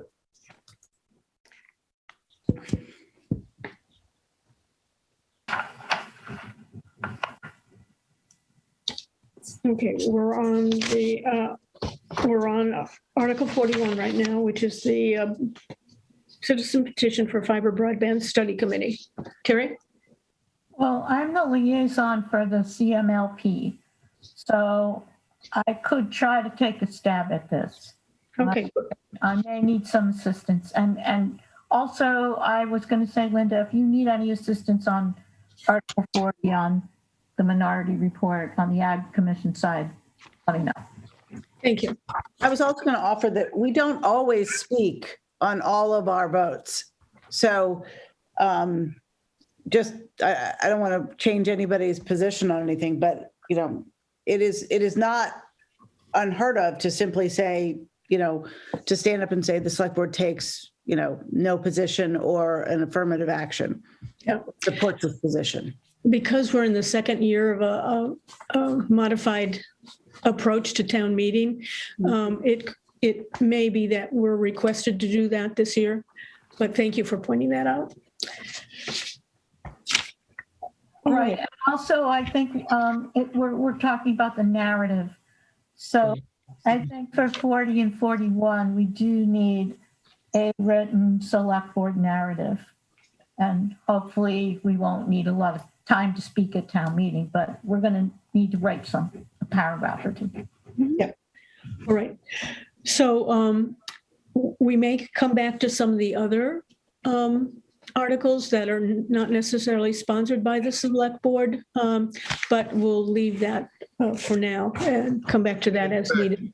It's occurring to me now, Linda, that in the case of Article 17, we're going to be the ones making the presentation. It's not just weighing in, right? So actually, it's someone making oh, there is no presentation. Excuse me. Never mind. That's right. Never mind. Okay.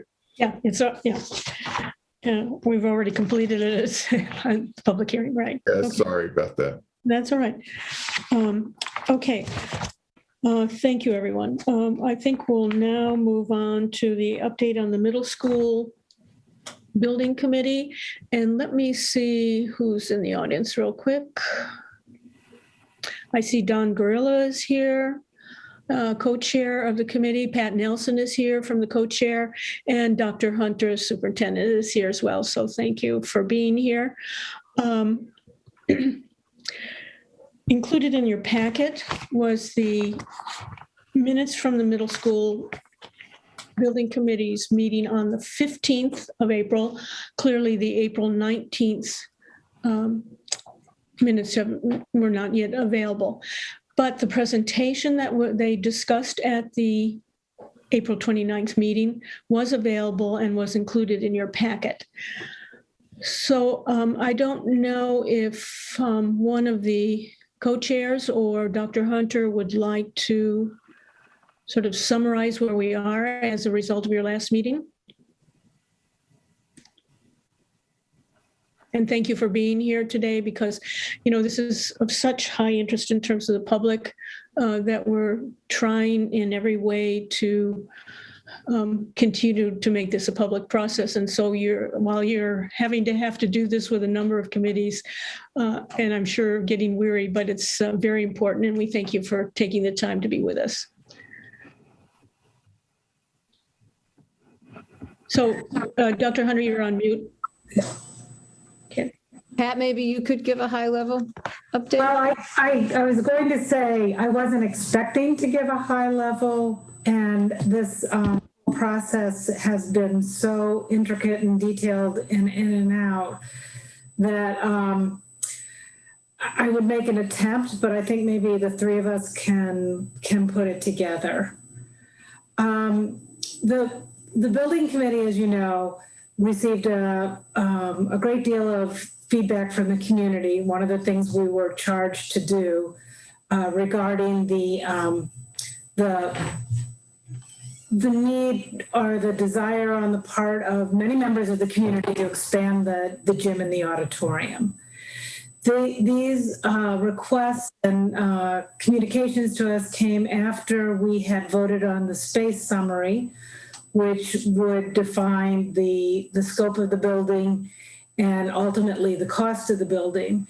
And that space summary was specifically voted on to respond to the education plan. So we had an education plan, we voted on a space summary to respond to that education plan, and then we received a number of communications from the community. Following that, we had some discussions at the building committee regarding the cost of the building and the cost of making these adjustments to the gym and the auditorium that were not included in the ed plan and not included in the original space summary.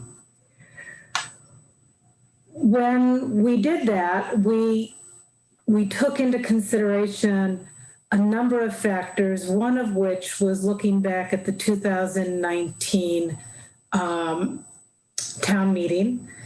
And we looked at the slides and we looked at, you know, what was said and what was thought about escalation and what was thought about what might be the ultimate cost of the project, which was around 105 million. And I may not have all my numbers exactly right. So we looked at that. Also took into consideration feedback that we've gotten from the Finance Committee, which was very, as they have been all along, wanting to see us be as responsive to the needs of all of the citizens in Concord, and not increasing the price of the project above the 100 million that had been sort of our ballpark figure for the space summary, but which included the ed plan. So we discussed both of those things, and at our last meeting, we discussed what some of the alternatives are for the gym and the auditorium.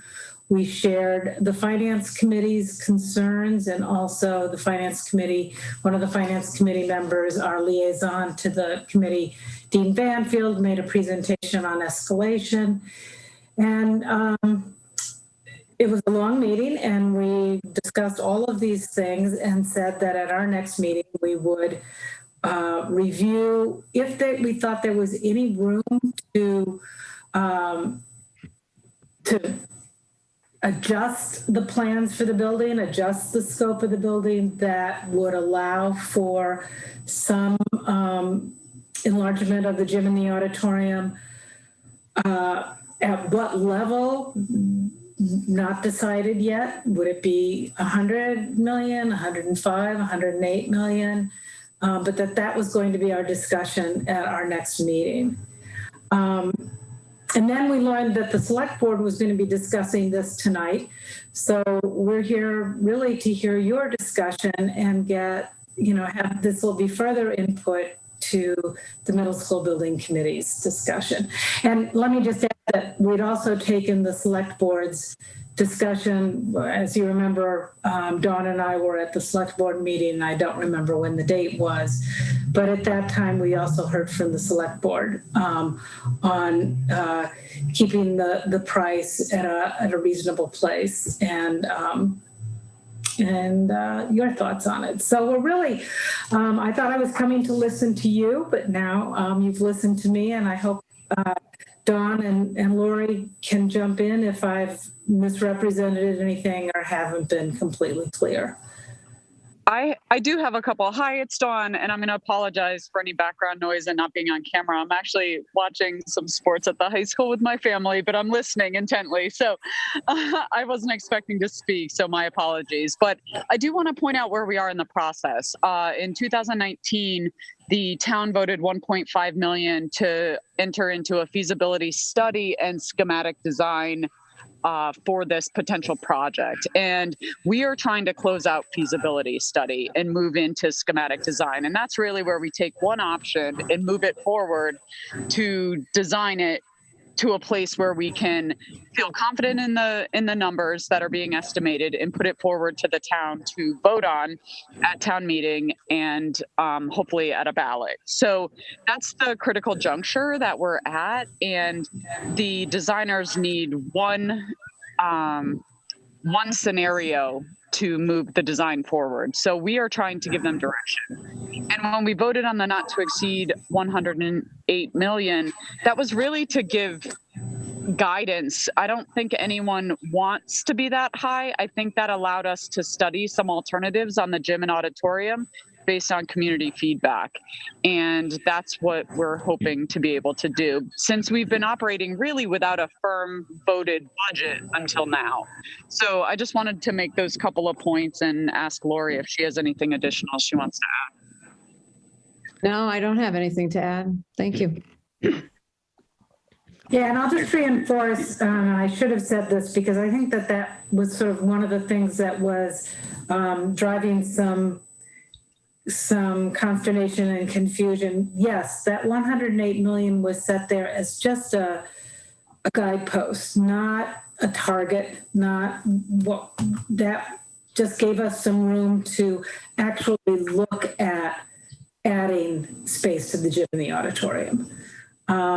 without having some room to look at it, we would have been constrained by the 100 million and we would have been sticking with the ed plan, and that would have been the end of the discussion. But we felt that we had to continue the discussion.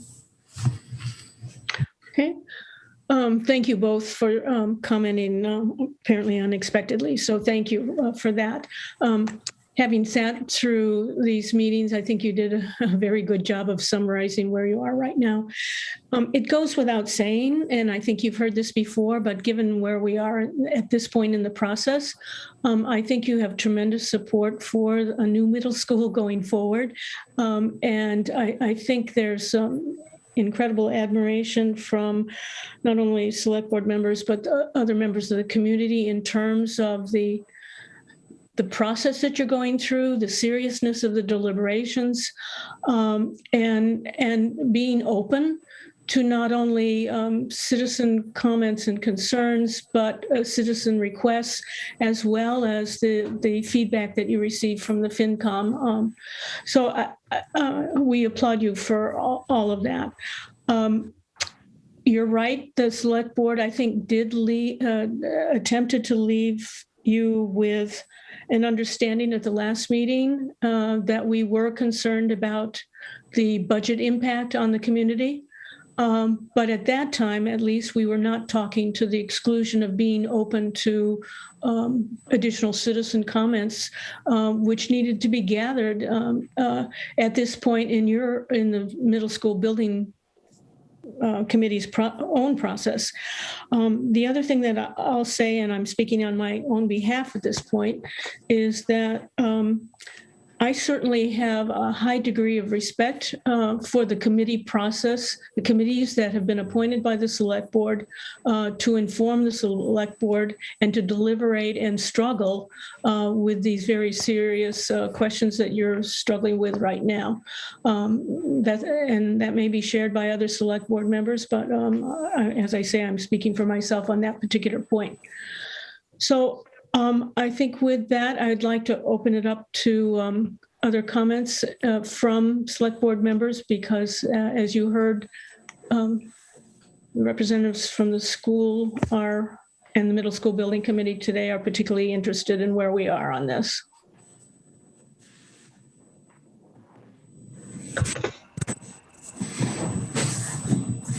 So Susan. Okay, I'll start off. Thank you all, everyone on the building committee, for all your work. I know it's been a tremendous amount of time and effort. I am still concerned about the cost, and I didn't know if there was a way to do any kind of adjustment to some of the other spaces to be able to accommodate some of this, the gym and the auditorium space. It did strike me that when you came out with the plan, that it's not a surprise that people reacted to the auditorium that's less than what exists now in Sanborn.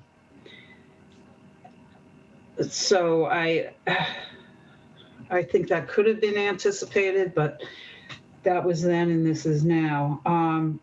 The other comment I wanted to make is there's been a lot of attention, rightfully so, to net zero and efficiency in the building, which is important. What I heard a comment at one of the public hearings, and someone said, with all of the attention that we pay as a community into sustainability, does it have to be so big? Does it have to be so big? Is there any thought to making it smaller? I've heard that, I often hear that property values are enhanced by the schools, and that's certainly true. But I do have to say, having been here since 1984, my property value has never gone down, and there were no new schools throughout my children's experience. And you know what? They had great educations. They're successfully launched. And I'm not suggesting that there doesn't need to be a new middle school, but I'm just saying that the property values are going to continue to increase regardless of that. And I can't remember what else I wanted to say, but I'll think of it. But this over 100. Oh, I know what it was. I'm also worried that when the building's done and you get to the 20% piece, which is the grounds and the demolition, that the asbestos palace there, that of course is all encapsulated now for the safety of everyone. But once that process starts, I'm worried that the costs will not, that the budget will not cover the cost, and that you'll be back at to ask for money for that because you can't do the fields or whatever. So I really had hoped to keep this at the 100 mark, because I anticipate there may well be another ask in 4 or 5 years when the building is completed and but the project is not done. So thank you. Okay, Terry? Thank you, Susan. I agree with much of what you said. And thank you to the building committee, which has been working so hard. Again, you're sitting here listening to us, which we really appreciate. And I especially want to commend Dr. Hunter for your willingness. I think I heard you say that you're willing to look again at the ed plan to see if there's any way, I see you nodding, if there's any way to make it smaller or fit in these other needs. And I really hope the middle school building committee takes your suggestion on that to heart. My other comment, and then I have 2 questions for my colleagues on the select board. My other comment, I want to comment on the term community. So this school is going to be built not just families of the middle school students, and not just for the families who have basketball players or students performing, or even adults performing in the auditorium. But there's, almost 3/4 of the community is other people, like seniors, people using municipal functions, and all of the taxpayers that are going to have to vote for this project. And if the taxpayers decide it's unaffordable, the project will fail at the polls. So we all want to keep it the right size so we don't have to fail at the polls and go back again. So when we talk about community, I really think we have to think about all of these people. The two questions I have for my colleagues on the board. Number one, we've been talking about funding sources besides taxation. Who is in charge of that? Who is in charge of figuring out how we're going to fund this project? It doesn't seem to be in the charge of the middle school building committee. I'm not sure it's in the charge of the school committee. I'm not even sure it's in the charge of the select board. But I think we need to discuss tonight how we can start to move forward and think about how alternative sources of funding. Maybe we need a task force. I kind of hope not. We have too many committees already, but I really don't know how we can get moving on this, and we need to decide. Then my last question for the select board is, I heard Susan's comments just now. I heard other of you commented in the last few weeks at our meetings. So several of us have been saying, let's really try not to go over 100 million. We are worried about it getting too expensive and people won't be able to afford it. People will move out of town, whatever. I'm wondering if the select board can decide tonight to either vote or to send a letter or something like that to send a formal signal to the middle school building committee. Thank you. Other comments? Jane?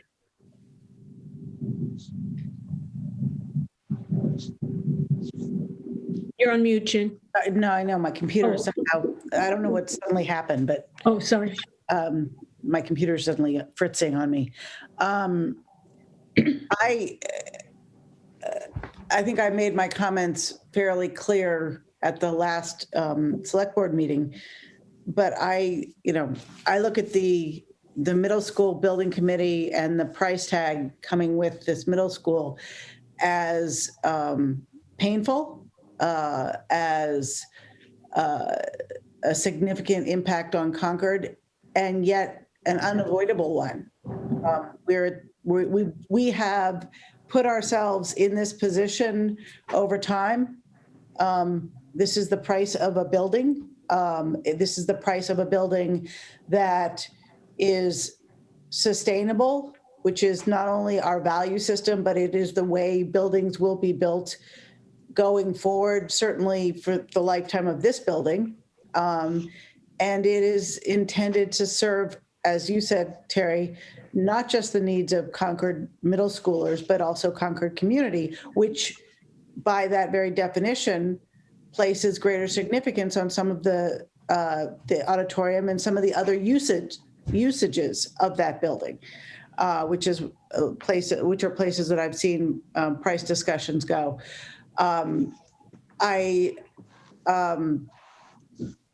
As a member of the select board whose kids were in the middle school in not too distant past, the need is more than evident. I also suspect that just as we saw with the high school, but even more so with the middle school, that once a new middle school exists, we're going to see enrollment numbers that we haven't seen before. Because I think there are a lot of students that go to private schools that may reconsider a middle school opportunity. I also, if any of the experiences I've had lately are an indication of Concord's future population boom, I see a huge one. There are a lot of parents with younger children who are looking eagerly to settle into Concord, which is good for Concord, but also will have an impact on our schools. So I wish that construction costs were different. I wish that that we had the opportunity to get MSBA funding for this, but we know we didn't. We got denied multiple times. I do think the question of who's responsible for the alternative funding I think that has to be a collective, and I strongly recommend that the building committee, the schools, and the town put our heads together and come up with a plan to look at grants that can be applied to certain types of, because the goal would be to be a net zero, I would hope, a net zero building, and to meet a number of the different needs that we're going to meet. I don't think we've exhausted certainly the grant or the philanthropic funding avenues, nor do I know that we've exhausted all the other alternative avenues either. So I would hope that we could defray the cost, but I don't know that saying we need to stick to 100 million versus 108 gets at the needs that I understand the building committee is focused on. And I would trust the building committee to come up with a plan far more than I would trust myself. So. Okay, thank you, Jane. Any other comments, Matt? So I think that it's important to put these costs into practical terms. So for the median taxpayer in Concord, the increase from debt exclusion to the tax bill is more than it would cost for an individual BD Center membership or for Concord Light high-speed internet for a year, or to make payments, on a Camry hybrid instead of a regular Corolla, Toyota. And while these are all just sort of gee whiz numbers for many people, for some, it's an actual choice that they'll have to make. And so we're asking people to give up their gym membership. And actually, and that's at 100 million. And yet there's strong, broad support for the middle school at that number. And so, Concord is very committed to excellence in education. But I do think that there is a limit to what we can ask. And while, it's always possible for a homeowner to sell and move out and probably make some money in the process, is that really what we're trying to achieve? And we talk about supporting affordable housing, but what about the folks in the middle? And we really seem to be creating over time kind of a financially gated community. And I'd really like to draw the line somewhere, and 100 million seems like a good place to draw a line. It's a whole lot of money for a middle school of this size. So, and then the other thing to keep in mind is, that the increase in the not to exceed number, was based upon some reasoning that I think there's been a lot of verbiage spent on showing how it may have been faulty reasoning. And some of the other numbers as well about incremental costs were not correct. So, while the building committee has, I think, worked hard to figure out how to accommodate community needs, I think it should take a second look based upon, the scrutiny that information has gotten on the overall balance of community needs, and just upon the objective situation that it's a huge sum of money for a town the size of Concord to lay out, and we're not done yet. We're going to have additional capital needs going forward, and we have a lot of uncertainty about future inflation that could make the costs of this project even higher. And so to expand the scope at this juncture before those things may even occur means that any future cost uplifts would be amplified. So I would definitely support the idea of writing a letter to urge the building committee to seek to stick with a scope that would fit within a $100 million budget if possible. Okay, thank you. In general, I guess I start the way I think about this is one, all of us are strongly behind an excellent education program. We've talked about the realities of the cost to the public and the pain that this is going to produce in the short run.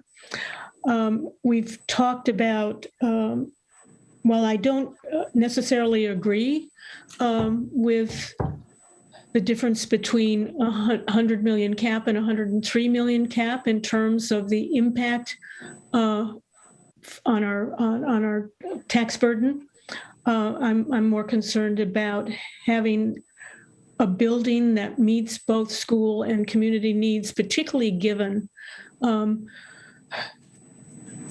that it'll be a long time before we have the opportunity to address some of the community needs that have been presented to our attention. That said, the values that dictated how the committee got to where they are at this point are values, whether it be sustainability or the excellence of education and others. I think we've got general agreement on what may need to be looked at again and again.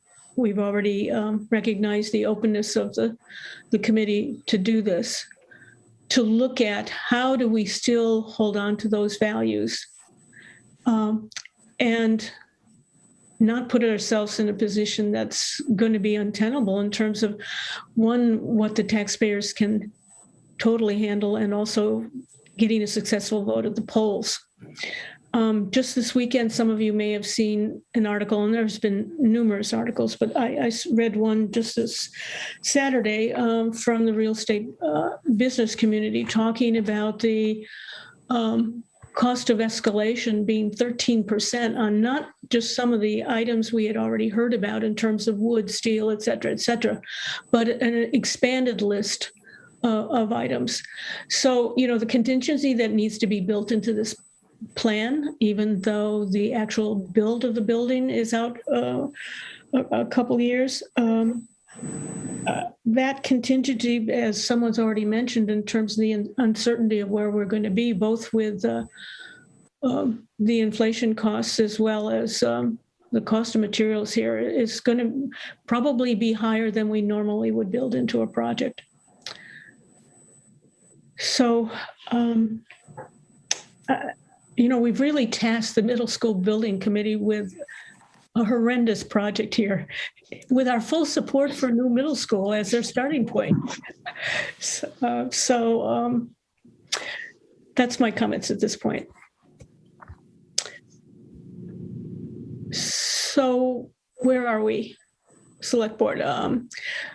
Let me turn this now to either the co-chairs or Dr. Hunter in terms of if you have some specific reaction to some of the comments you've heard. Well, I'll start because I just want to tell you I appreciate you acknowledging that this has been a difficult building committee. It's the second one I've been on, and it's really been a challenge to try to balance the desires of the community with the tax increases and the vision of the school.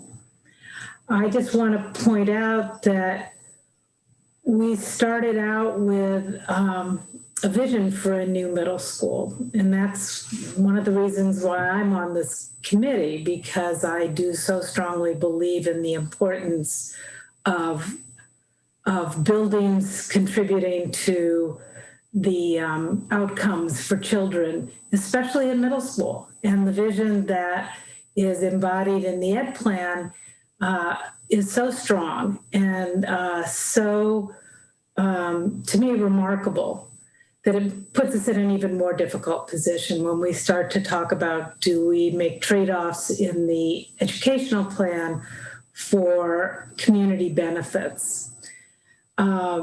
So I guess the point that I would make to the select board is that we will end up doing whatever we need to do to make this building come to pass.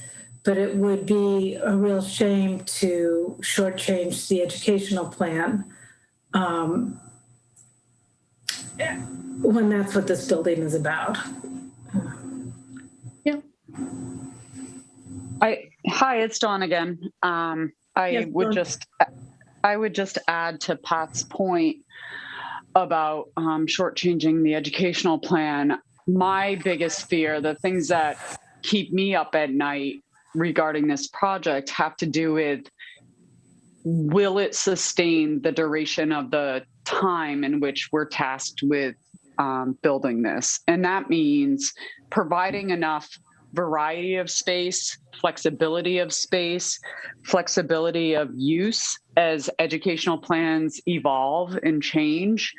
I have seen enough building projects get shortchanged in a way that when they're complete, there's regret and wishing that they hadn't had to make some of the tough choices that they had for the sake of whether it's the budget or the site constraints and scenarios that maybe were out of their control, but recognizing that this building needs to service the students of Concord for generations to come. And flexibility is inherent in that. And if you have been following along and followed along in the design subcommittee meetings and some of the decisions we had related to the spaces that serve the educational plan, there was a lot of discussion around that and around utilization and around how will these spaces actually be used. And it's okay to have spaces that actually aren't scheduled. And that's okay. An alternative PE space, for example, is a room that's different than a loud double-sized gym that students are throwing balls around. Not every student responds well to that. And having variety and flexibility is inherent in design. So I just want to share that it would be regretful on my end if this building's built and we turn around and say, I wish we could have, you know, I'm sorry that we had to do some of the things that we had to do. Now's our opportunity. And that doesn't mean spend money frivolously. Don't get me wrong. I am all about being responsible, you know, with our taxpayers' money. But I also want to get this project right for the students of Concord now and generations to come, frankly. Yeah. Dr. Hunter, did you want to add anything to that? I think my comments are just a little more process oriented. You know, we're not to the decision-making point exactly yet. This is a little ahead of that. So your feedback's incredibly important. And I'm eager to get to these next discussions that the committee's going to have as we look at the option sets and a range of costs. And yes, I'm back in the ed plan, and it just feels like we have more to play out here. So we hear your comments loud and clear. We agree with the concerns about cost, and just know that there's more discussion to come imminently here as we meet again this week and into the month of May.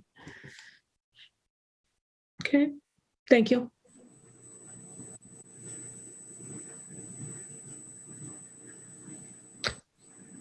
So I do believe that we all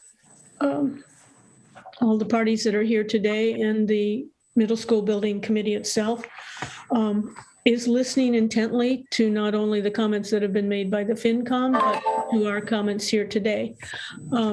As I previously said, I also think that we have appointed a group of people to this middle school building committee to work through this process. And I strongly believe in letting them have the opportunity to do that. Linda, can I make a comment? Yeah, I think I think one of the reasons why this is such a tough spot that I think, and I appreciate the board's recognition of the incredible commitment that the middle school building committee members have put in. I think what makes this a tough spot is, you know, we didn't get to this place because the middle school building committee wasn't focused on the budget. We got to this difficult kind of crossroads in this project because I think the middle school building committee has been focused intently on the budget, but we also have heard from community members, and so input from the community members, but also bona fide data about increased costs to construction. I mean, the last meeting was a lot of discussion about escalation and how it's, I mean, I would advocate for a conservative approach to that because we just don't know. And so I think I just want to reiterate that this difficult position we're in is because of a disciplined focus on the budget for pretty much the entire duration of at least all the time that I've been on it, of the middle school building committee. But then also, I think bona fide feedback that we've received from the community and our experts about construction costs. So I just want to kind of highlight that that's really the reason why we're in this spot. Okay.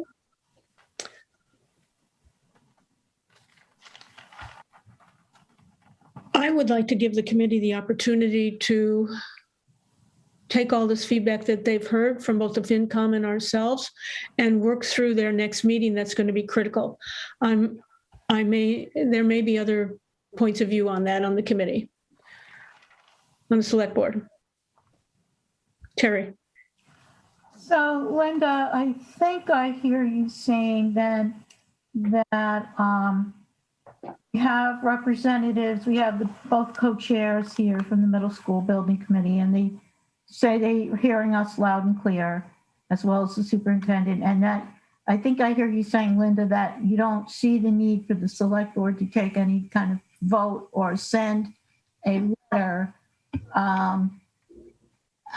I'm not sure if that's what you're saying. I think I heard Matt say that he would be in favor of sending a letter urging that they try to stay under 100 million. So I just want to clarify, Linda, is that what you're saying, that you don't see the need for a letter or a vote tonight? Yeah, that is my position. I recognize there may be other viewpoints here. And, you know, Matt Johnson is our representative on this from the select board to that committee. Okay, well, I would also be in favor of sending a letter. I do really appreciate that the two co-chairs and the superintendent and others are here tonight listening very carefully. But I'm not sure if your next meeting is Thursday or, you know, by the time a few days go by, it might be better to have something concrete in writing from us. I know that the Finance Committee wrote a very specific letter, and I think perhaps we should also do that. Okay, Matt. Also, the last time that we did have an input session with the committee, the report out from that wasn't completely accurate. And so, you know, I did make the corrections as the liaison of the committee, both to the initial report and to the minutes. But, you know, it is a extra clear way to make our positions known rather than rely upon how they get communicated later on. Okay. Susan?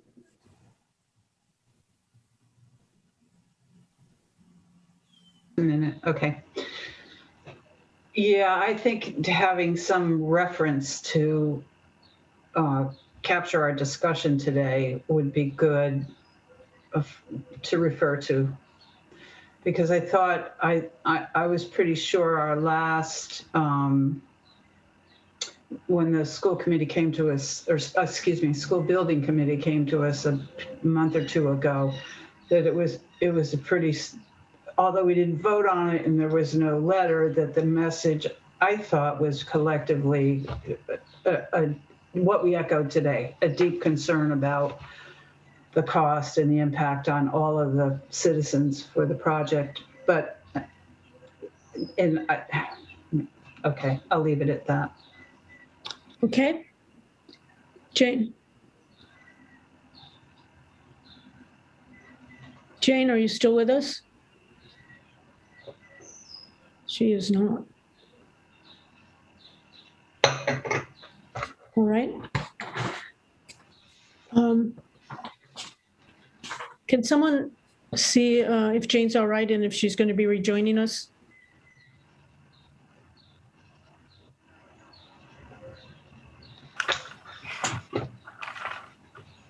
Can someone do that? I can call her. I guess it's being taken care of. Yeah. Okay. Thank you. Thank you. Yeah, I'll do that. Thank you. Just make sure she's okay. So I'm good. I can hear that at least the consensus here is to send a specific letter of reference as it was described. Can I hear what the three members specifically want in that letter? Because I assume you're going to task the chair with writing this letter. I actually thought that Mary Hartman wrote an excellent letter. Well, we could task her. You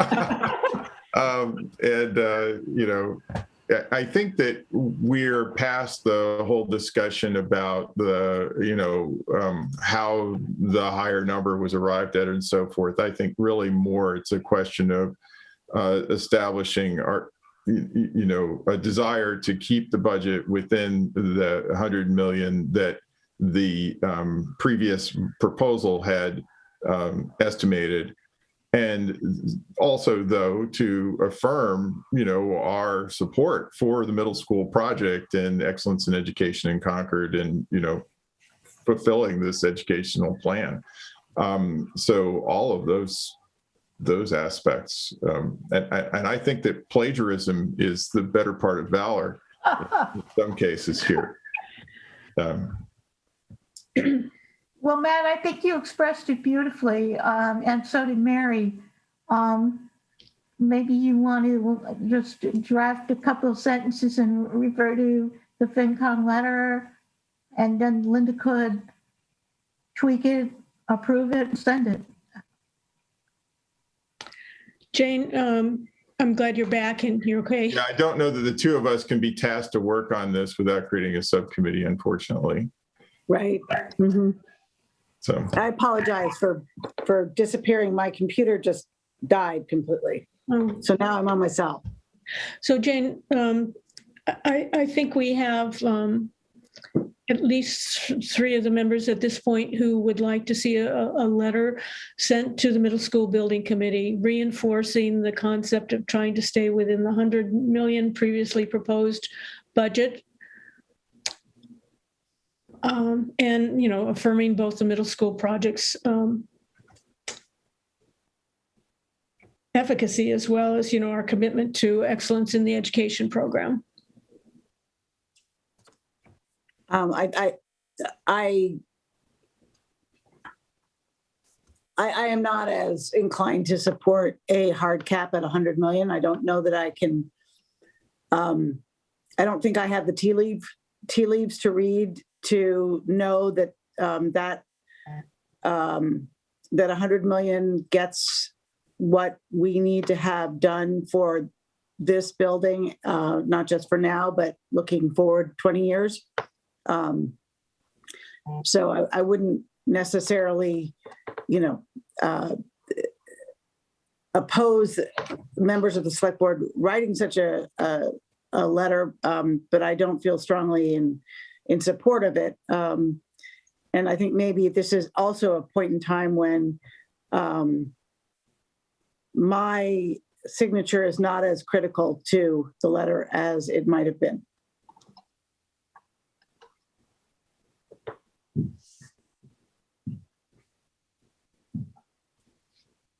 Okay. So I think I would entertain a motion to delegate to the chair on behalf of the select board to write a letter for the items that have been discussed. And that is that essentially it captures that we keep within a $100 million previously proposed budget to the extent possible. And that, of course, affirm the middle school project and the reach for excellence in education program for the future. Terry?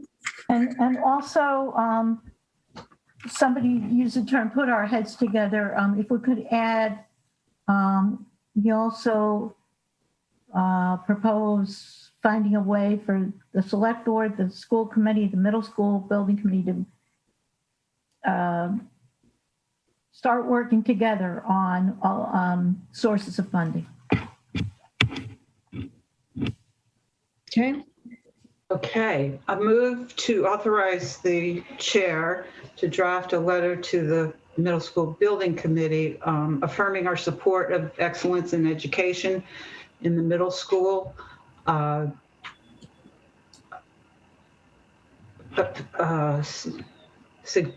To the extent possible, keeping the budget at $100 million or less, and to have the school committee, the select board, and the school building committee collaborate on funding mechanisms for the project. alternate funding mechanisms. Alternate funding in addition. mechanisms. Yeah. Thank you. I'll second that. Any further discussion? Funding things is a good idea because We're not taking public comment right now. Thank you. I didn't say anything. Is there any other discussion from the select board? If not, will the clerk please call the roll? Ms. Escobedo, And this is delegating to the chair for the wording that we've just agreed to. Aye. Ms. Ackerman, Aye. Mr. Johnson, Aye. Ms. Hotchkiss, I'm equivocating because I agree with everything except the requirement of 100 million or less. But Oh, is to the extent possible? then in that case, I'm an aye. You're what? nay, I'm an aye as long as it's to the extent possible. Yeah, okay.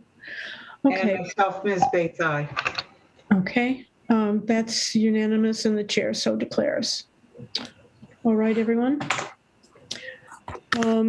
Thank you for that discussion, and we look forward to the next middle school building committee discussion, and good luck with all the hard work that you're doing. Thank you. Thank you. Yeah, thanks, everyone. Thank you. All right, there are no committee nominations. I would entertain committee appointments. Move to appoint Jennifer Hurley Wales of 66 Old Marlborough Road to the West Concord Junction Cultural District Committee for a term to expire on April 30th, 2024. Carlin Reed of 83 Wits End Road to the PEG Access Advisory Committee for a term to expire on April 30th, 2024. Town Manager Stephen Crane, Keith Bergman of 56 White Avenue, and Michael Lawson of 1695 Lowell Road to the Concord Municipal Affordable Housing Trust for terms to expire April 30th, 2023. Ann Fortier of 150 Old Picard Road to the Board of Registrars for a term to expire on April 30th, 2024. Second. Okay. Will the clerk please call the roll? Ms. Escobedo, Aye. Ms. Hotchkiss, Aye. Ms. Ackerman, Aye. Mr. Johnson, Aye. and myself, Ms. Bates, aye. Okay, that's unanimous and the chair so declares. Committee liaison reports. Hey, Linda, I'm Yes. sorry. Before that starts, can I get an early exit pass? There's another community meeting I wanted to jump in on. So I was hoping to, if I could duck out now, I was going to go to a different meeting. Is that okay? Yes, okay. All right, thank you. Sorry. Bye. Have a good night. Yeah, thank you very much. Okay, committee liaison reports. Who would like to go first, Susan? I just have a couple. There were hearings that we all were at, but along with that, the Trails Committee met on April 27th and conducted the usual business of reviewing the condition of trails. They also talked about perhaps making 8.5 by 11 maps of just the trail to put in the kiosks, at least temporarily. They also authorized a letter of support for the pathway to join the Thoreau birthplace to the Battle Road Trail. And that was the main features from that meeting. Conservation Restriction Stewardship Committee also met on April 27th, and they conducted their usual review of the conservation properties and assignments and progress on those updates. And they also got some clarification from the Assistant Attorney General on that. I mentioned last month about open meeting law as it related to their site visits. And actually they talked to the attorney who presented the case that this particular aspect is based on of the open meeting law. And they said that it's okay for less than a quorum to do a site visit and report on the Google Drive, but there can't be any more conversation taking place until the public meeting amongst all of the members. And that's it for me. Oh, that was a key clarification. So thank you for that. Yes. Okay. Terry. Okay, I'll be quick. I have 2 meetings besides the public hearings. The capital plan task force is continuing hard. We're starting to write our draft report next week. We anticipate being before the select board in early June to present our process and recommendations. And I want to call out Elise Woodward, who's been absolutely fantastic in herding cats on that committee. So the other committee I went to was the MBTA. They're ramping service back up, but not predicting ridership will go back to 100%, but it's starting to go back somewhat. And they have a very aggressive hiring campaign right now. They're looking to hire more than 900 people right now. So they looked at their operating budget. It's a 2-year budget. It's going to have no fare increases, no layoffs, and no funds diverted from the capital budget. Well, how are they going to be able to do that when they're so low? Oh, and they're absorbing the Green Line extension. They have a one-time revenue from a transfer from what they call an operating deficiency fund. And this is going to kind of bail them out this year. So we'll have to stay tuned in the future, and hopefully ridership will start to go back up and revenue will start to come in. That's all I've got. Okay, thank you. Matt. So we all heard about the middle school building committee, so I don't need to report on that.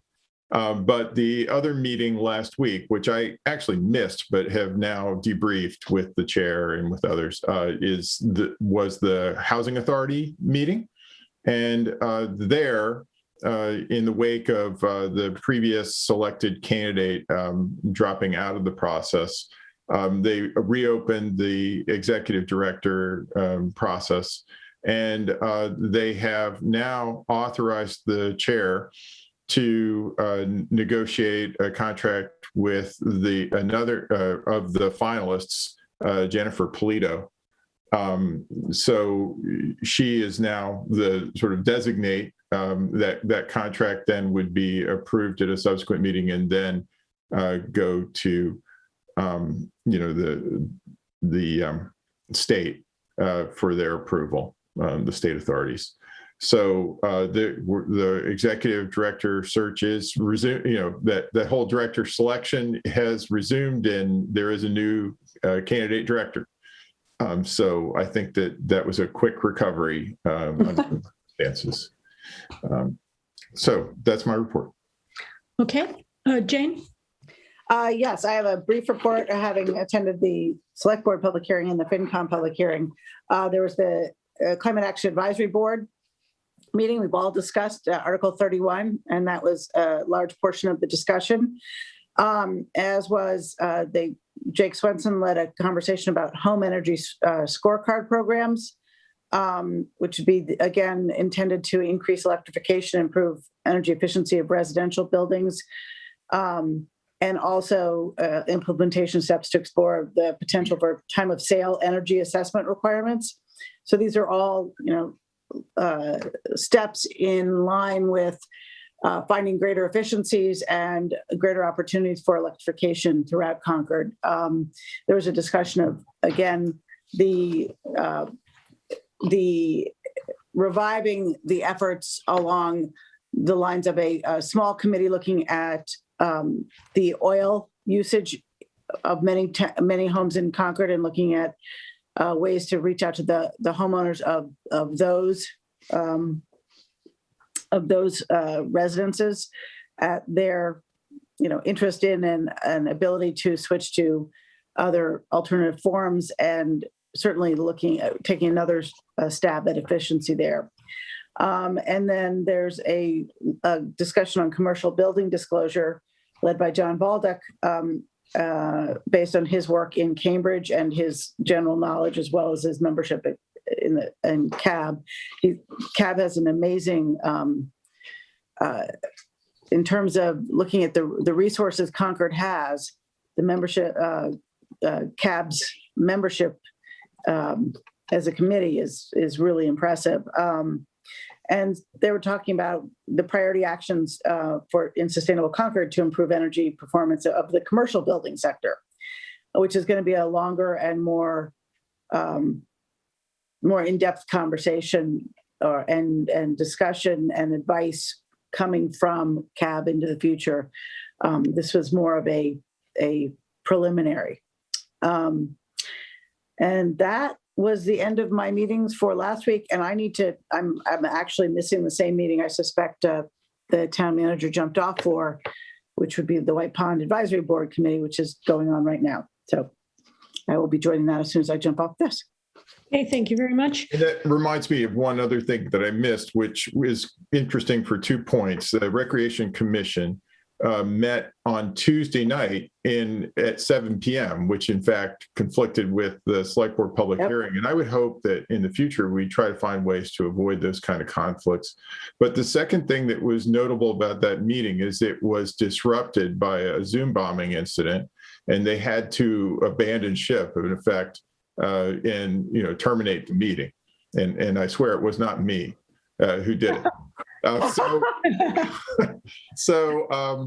Anyway, I just wanted to also say that this brings up that we are, constantly vulnerable to those kinds of incidents. And I think that general best practices training of committee chairs at a minimum, and those who also help us facilitate these meetings, I think would be advisable. Yeah. I agree. Yeah, thank you. And, Matt, I think this came up previously in terms of the Zoom bombing, and that was talked about at the chairs meeting, as well as there were some directions sent to all the chairs about that. But it probably bears repeating. So thank you for mentioning that. And each incident has its own flavor, so it's often hard to anticipate. Yeah. Yeah, exactly. All right. So I'll also be brief. Obviously, the public hearings and select board presentation at one of those public hearings. Attended the middle school building committee, or at least half of it, in between other meetings. The joint school committee meeting obviously gave a report out on the last middle school building committee report, but of note, a project that's being done at the high school on a pollinators garden at the high school was talked about. And I think this is a great example of the education piece of this that I think is so important. And then also did cover the CHA meeting. So that's the conclusion of my report. I think the next thing on the agenda item is miscellaneous correspondence. Let me say that in addition to what's in the packet, the chair did receive, as CC'd, not necessarily to correspondence that was sent to the entire select board, from a number of residents who were requesting that the Mass Department of Transportation take seriously the 75% design for the Bruce Freeman Rail Trail in terms of fencing, particularly around White Pond, some other barrier protection, and some concerns about White Pond. And so, and that has been included in the 75% design report that is now being re-brought to the attention of the Mass Department of Transportation, because it apparently did not originally get included in their review a number of years ago. And so that concludes the miscellaneous correspondence. Public comment. So John Hickling? Yes, good afternoon, everyone. Good afternoon. I'd like to, John Hickling, 111 Monument Street, member of the Finance Committee, but speaking for myself. Okay.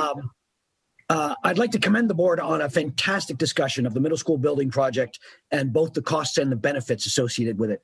It occurred to me, and my comment is, does not this entire discussion make the possible purposeful monetization of a surplus Peabody School property even more imperative than it was previously? It would be a material financial offset, I believe, to the 75% of taxpayers that don't have a child of school age, while still giving the committee, the building committee, some financial flexibility to attain some of the things that they would like to include. So thank you. That's my comment. Thank you, John. Okay. Diane Proctor. Thank you, Linda, so much. What a fascinating evening it's been. I'm speaking for the League of Women Voters and the Town Government Committee, and we are having a First Friday on May 7th from 9:30 to 11, and the topic is the open meeting law. And this reason I'm announcing it here because we hope that many citizens and many people who are on various committees will attend. Carrie Kilcoyne, who's the Assistant Attorney General in the Division of Open Government in the Office of Massachusetts Attorney General's Office, will make the presentation. And we've all struggled with what the open meeting law means and what its implications are. And I trust that many of us on, certainly in the League, and I hope many of you on the Select Board and many citizens who are part of committees will be able to join us. Thank you very much. Thank you, Diane. And I also hope that a large number of people can attend that because there's no end to the nuances of the open meeting law. Indeed. All right. Pamela Dritt. Thank you, Pamela Dritt, 13 Concord Green. Thank you for all your careful weighing of both sides of things. I want to suggest that there are also, depending on what kind of investment we make as a community in this new building, benefits to the entire community in cases, for example, of climate change resilience. This kind of building can be a refuge for the entire community if we have an outage or a flood or something like that. It can, in the summertime, be a place where people can take refuge during extreme heat events. It will save immense amounts of money on the operation of the building itself, which we don't tend to take into account when we think of the investment we make at the beginning. And particularly the things like the theater is, as arts in general, is something that isn't easy to move to another place for the kids. And to have an auditorium that we couldn't get the entire school into seems to me to be a lost opportunity. The small amount of investment here at the beginning would pay off in the value of the building going forward, no matter how many students we have. Thank you. Thank you very much. Any other comments from the public? Okay, seeing none, I would entertain a motion to adjourn. So moved. Move to adjourn. Yeah. Oh, Second? Second. Okay. Will the clerk please call the roll? Ms. Escobedo, Aye. Ms. Hotchkiss, Aye. Mr. Johnson, Aye. Ms. Ackerman, Aye. myself, Ms. Bates, aye. That's unanimous. Thank you, everyone. This has been a helpful discussion tonight. And Jane, you're off to your next meeting. Goodbye. All right, bye. Aye.